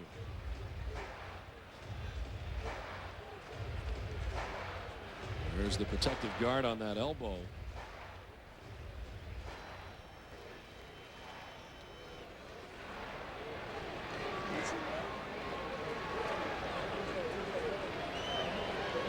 The 0-2. Runner is off, and it's grounded through the left side. Incredible bat control from Ichiro. Goes with it through the left side. Up to second goes Relaford. He was off with the pitch, and all of a sudden, with 2 outs, the Mariners have 2 on. He's amazing, isn't he? Curveball on the 0-2 pitch. He just slaps at it like that backhand in tennis and slices it the other way. Actually, too good a pitch for an 0-2 pitch, but Ichiro amazing with that bat control. The MVP from a year ago, and certainly bidding for that again this season. I can't think of another guy that causes as much havoc as he does. beat you so many ways. And people forget how good he is defensively. A great arm. Jeff Cirillo. His hit in the 6th inning drove in the 3rd Mariners run as Relaford scored from second base. The time gave the Mariners a 3-0 advantage. Boston got a run in the top half of this inning, the 8th. After Sanchez doubled, Johnny Damon drove him in. Runners are off on the double steal attempt. Mirabelli to 3rd and out there. Desi Relaford gunned down by Doug Mirabelli. Second runner he has thrown out tonight. And the Mariners run their way out of the inning. No runs for Seattle. On to the 9th. Last chance for the Red Sox, down 3-1.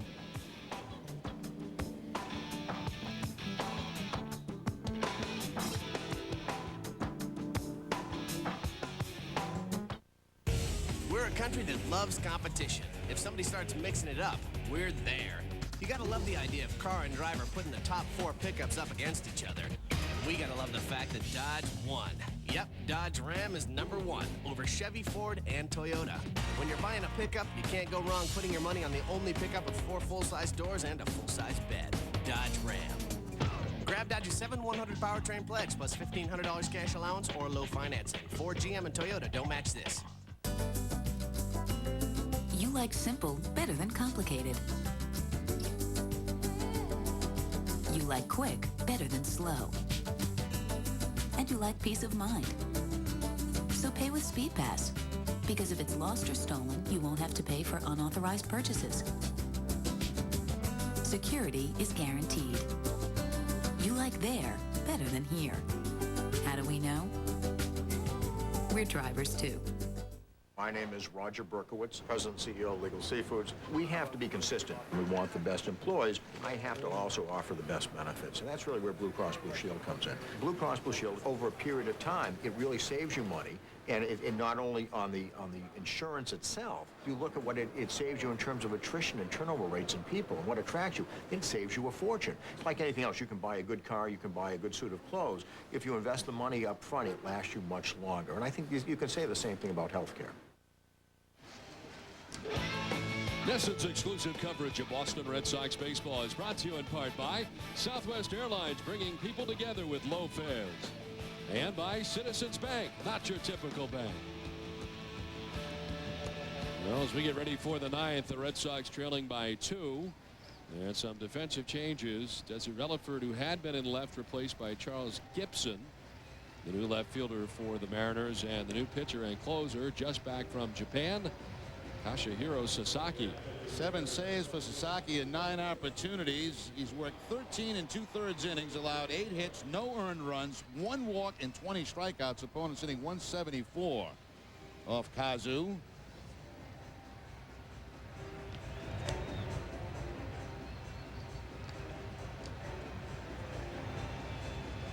And of course, some incredible numbers over the last few years for the Mariners after he came over from the Yokohama Bay Stars and 10 seasons in Japan. First arrived on the scene in 2000 with the Mariners and had 37 saves in his first season, 45 saves, and 69 appearances a year ago. Signed by the Mariners as a free agent prior to the '99 campaign.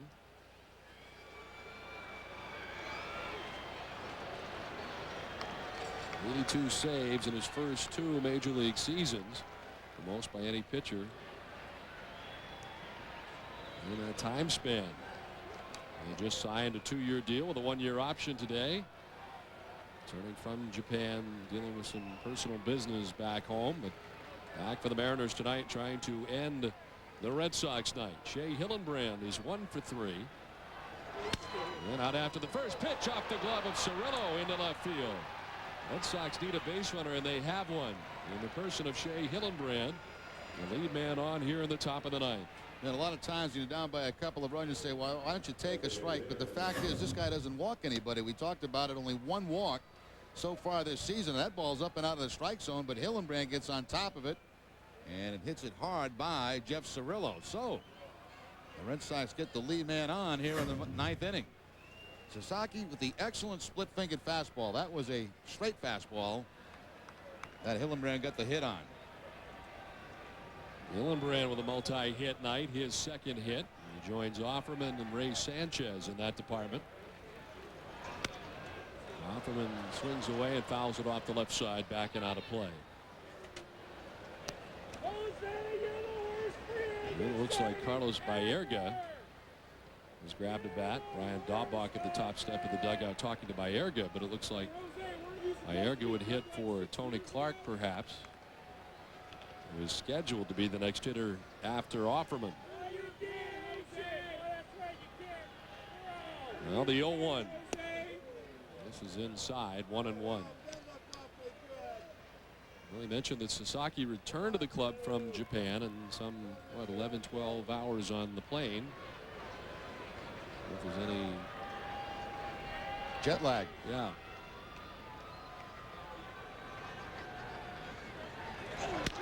Chopped down the first baseline foul, and it's now 1-2. See if that travel has any kind of effect on the split lag. Rubbing up a brand new baseball on the backside of the mound. This capacity crowd of 45,887 trying to root the Mariners on. A victory in game 2 of this 3-game series. Now the 1-2 to Offerman. In the air, and again, golf foul off the left side. Sasaki is 34 years of age. This is his 3rd major league season. And again, signing a 2-year contract extension today. We'll keep him here through 2004 with an option for 2005. Ready again from the stretch with the 1-2. Missing, evens at 2. That's the split of that time from Sasaki, but he left it up in the zone. Usually that ball is down below the knees. Still didn't miss by very much.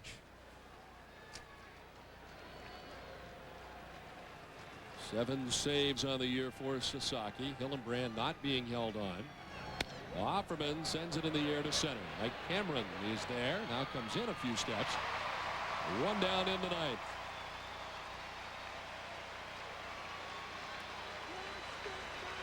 And Baerga makes his way to the plate. He'll bat for Tony Clark, who had been 0 for 3 tonight. Baerga so far this season 2 for 6 as a pinch hitter. There's the career numbers, 311 with 3 home runs. That was a much better splitter there that time. That ball was down below the knees. And Offerman flying out to center field for the inning's first out. Baerga batting now in lieu of Tony Clark, and it appears Brian Daubach will bat in lieu of Doug Marabelli as Daubach has come out on deck.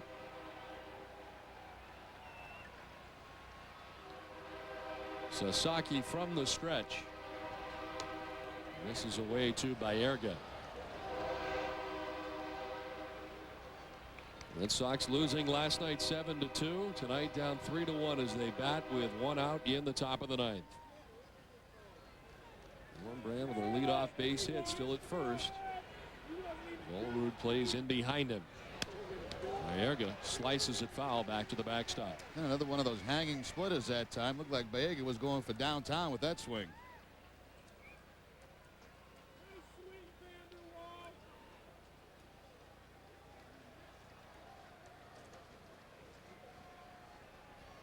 A little hoping for some of that 9th inning magic that he enjoyed in Tampa Bay. In the front end of this trip.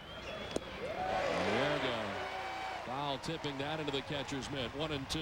Hangs one, then throws a nasty one. Bottom will fall out of this splitter.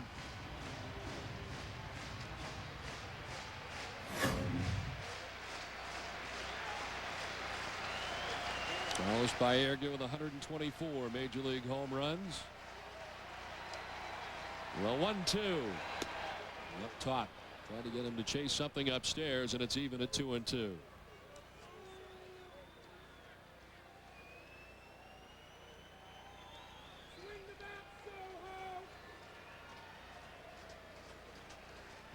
Baerga pinch hitting for Tony Clark with one down in the ninth.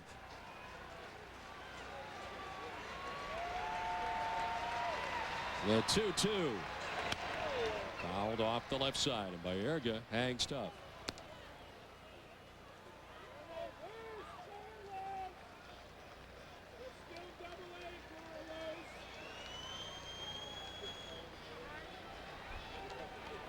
Sasaki trying to finish it off tonight for John Halama.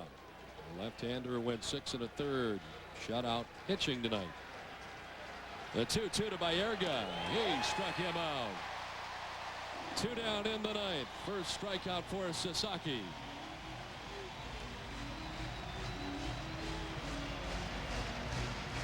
Once again, the splitter. This time it's inside. Mislocation. It was supposed to be away, but it stayed inside. Still no contact from Baerga.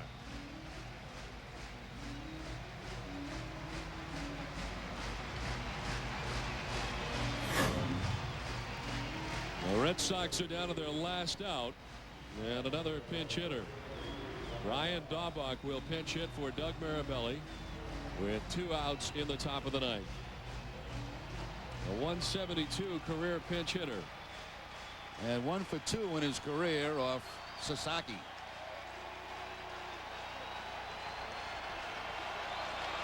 And the 45,887 now mostly standing throughout Safeco Field.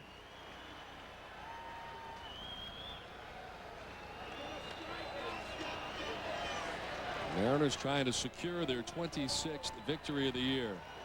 Coming in at 25-10.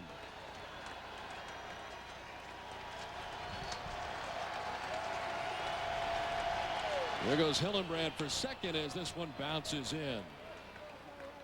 And up to second base goes Shea Hillenbrand. Defensive indifference. They were playing behind Hillenbrand, giving him second base. They don't care about his run. They care about the man at the plate. The old DI gets Hillenbrand into second base.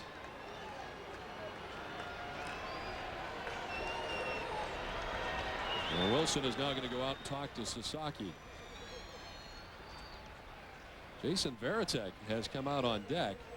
Now Varitek now is a guy that if they can keep this going, he's got 1 hit, 1 for 4 of Sasaki, but that 1 hit is a home run. And it happened, I believe, right here in Seattle. Jason has it back and waits on deck, hoping he'll get an opportunity. It'll take something from Daubach with 2 outs in the ninth. The 1-0. That just misses. 2-0. So Sasaki falls behind.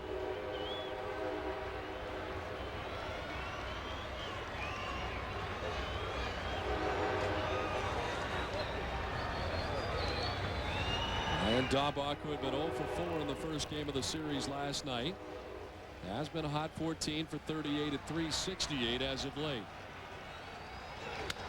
Really slices it foul off the left side.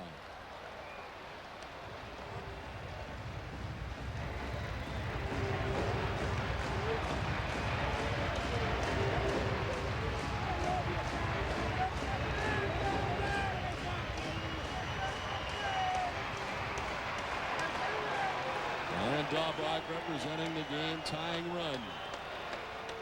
With a count of 2-1. Hillenbrand with his walking lead off second. Now the 2-1 pitch. Missing off the outside edge, and Daubach ahead 3-1 with first base vacant.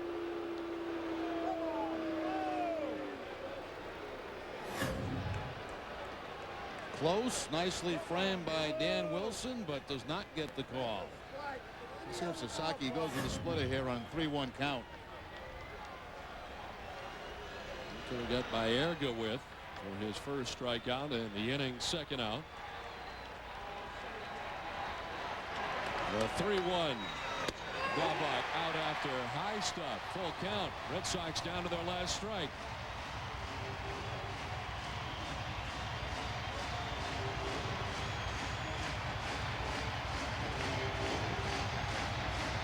Can't get much louder than it is right now at Safeco Field.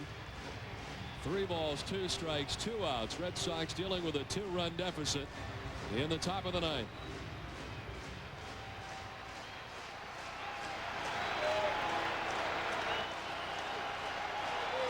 Sasaki staring in to find out what he'll throw.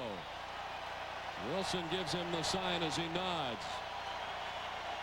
And the 3-2 pitch. In the dirt, Dahlbach works the walk, and the inning stays alive as Bryant heads down to first base. Just the 2nd walk all night given up by Mariners pitching. And Jason Varitek will indeed get a chance to bat here in the 9th. We'll have a pinch runner too for Dahlbach as Merlone will take over for Bryant at first base. Well, right now, Grady Little has completely gone through the bench as Maloney enters the game as a pinch runner. Nobody left on that bench. He's emptied it tonight in this game.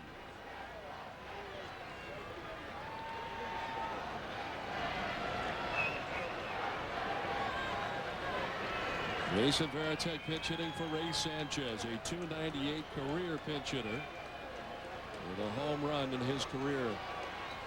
In that capacity, the switch hitter batting from the left side against the right-hander. And the first one misses up top. And the Red Sox used 4 pinch hitters in their amazing comeback in Tampa Bay. Grand slam in that game for Shea Hillenbrand. Here they deal with a 2-run deficit, batting in the 9th. Down to their last out. The strike to Varitek, 1-1. Sasaki has not allowed a home run this season. Varitek, the only member of the Red Sox that's had a home run against him.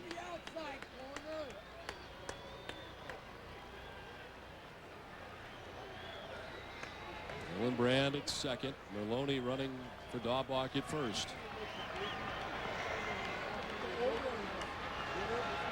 And the 1-1 to Varitek.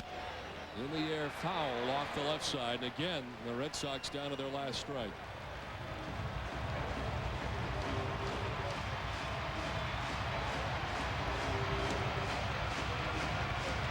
Hillenbrand single to begin the inning. Offerman flied out to center. Baerga pinch hit for Clark. While he was batting, Hillenbrand got the second on defensive indifference. Baerga struck out. Dahlbach worked the walk with a full count. Merlone runs for him. 2 on, 2 outs. Top of the 9th. Red Sox trailing by 2. Sasaki with the 1-2 pitch. Varitek slices it foul off the left side again.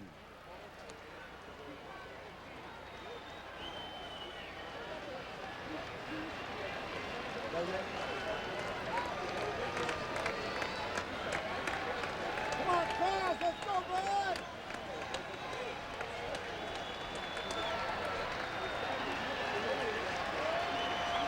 Now the Mariners closer surveys the situation. Hillenbrand at second, Merlone at first. Varitek looking out at the Mariners closer. The 1-2 pitch. Varitek hits it in the air to left field. Charles Gibson is waiting. The Mariners left fielder ends the ball game.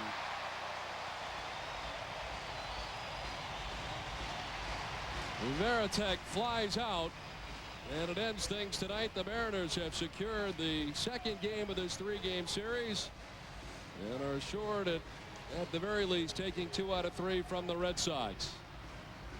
And Sasaki comes up with his 8th save as the Red Sox drop another tough one tonight against a very good Mariners team. And I guess really fortunate in a lot of ways, Jerry Remy, that the Mariners did not have more runs with all the walks given up by Red Sox pitching. And from the offensive side of it, a big play back in the 2nd inning when Ramirez was thrown out at home plate with nobody out in the inning. The Red Sox could have had a big inning there. Instead, they come out with nothing, and that nothing continued right till the end of the ball game. So the Mariners, with the victory tonight, secure their 26th win. Now 26-10. The Red Sox drop to 24-9. John Halama, the lefty, 2-0 with the victory. Oliver takes the loss 4-2. And Sasaki, just back from Japan, picks up his 8th save. The final again, Seattle 3, Boston 1. That does it for us from Seattle. We now send it back to Bob Rogers in the NESN studio. Bob? All right, Donnie. Well, the Seattle Mariners now with a record of 26-10. The Red Sox 24-9, a half game behind Seattle for the best record in the league. But still, the Red Sox out hitting Seattle 8-6.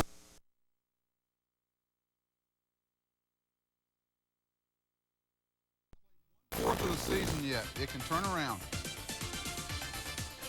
When we return, a slam day. Reggie Taylor, couple of brujas. Fly ball, center field. Drew has done it. Home run, JD, and the Cardinals have the lead. Unbelievable.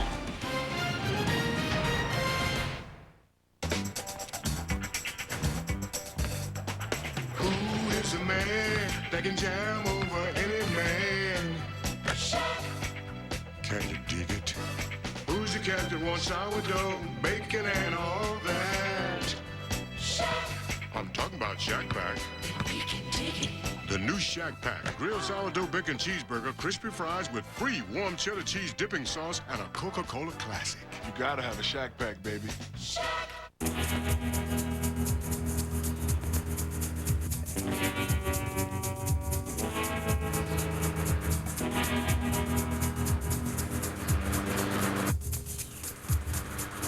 The self-propelled Toro personal pace mower. It adjusts to your pace, however slow or fast that may be. Another smart idea from Toro. The first oil filter ever made back in 1923 wasn't called an oil filter. It was called a Purolator. Today, every car on the road relies on technology pioneered by Purolator. And the same company that invented the oil filter just keeps reinventing it. So that for anyone who cares enough to change their own oil, Purolator continues to mean pure oil then, pure oil now, pure oil later. Now in new pure oil packaging. In the Century 21 Home Run Derby All-Star Sweepstakes, you could win $250,000 towards a dream home. Log on to Century21.com to enter and watch baseball tonight to catch up on the day's best baseball action.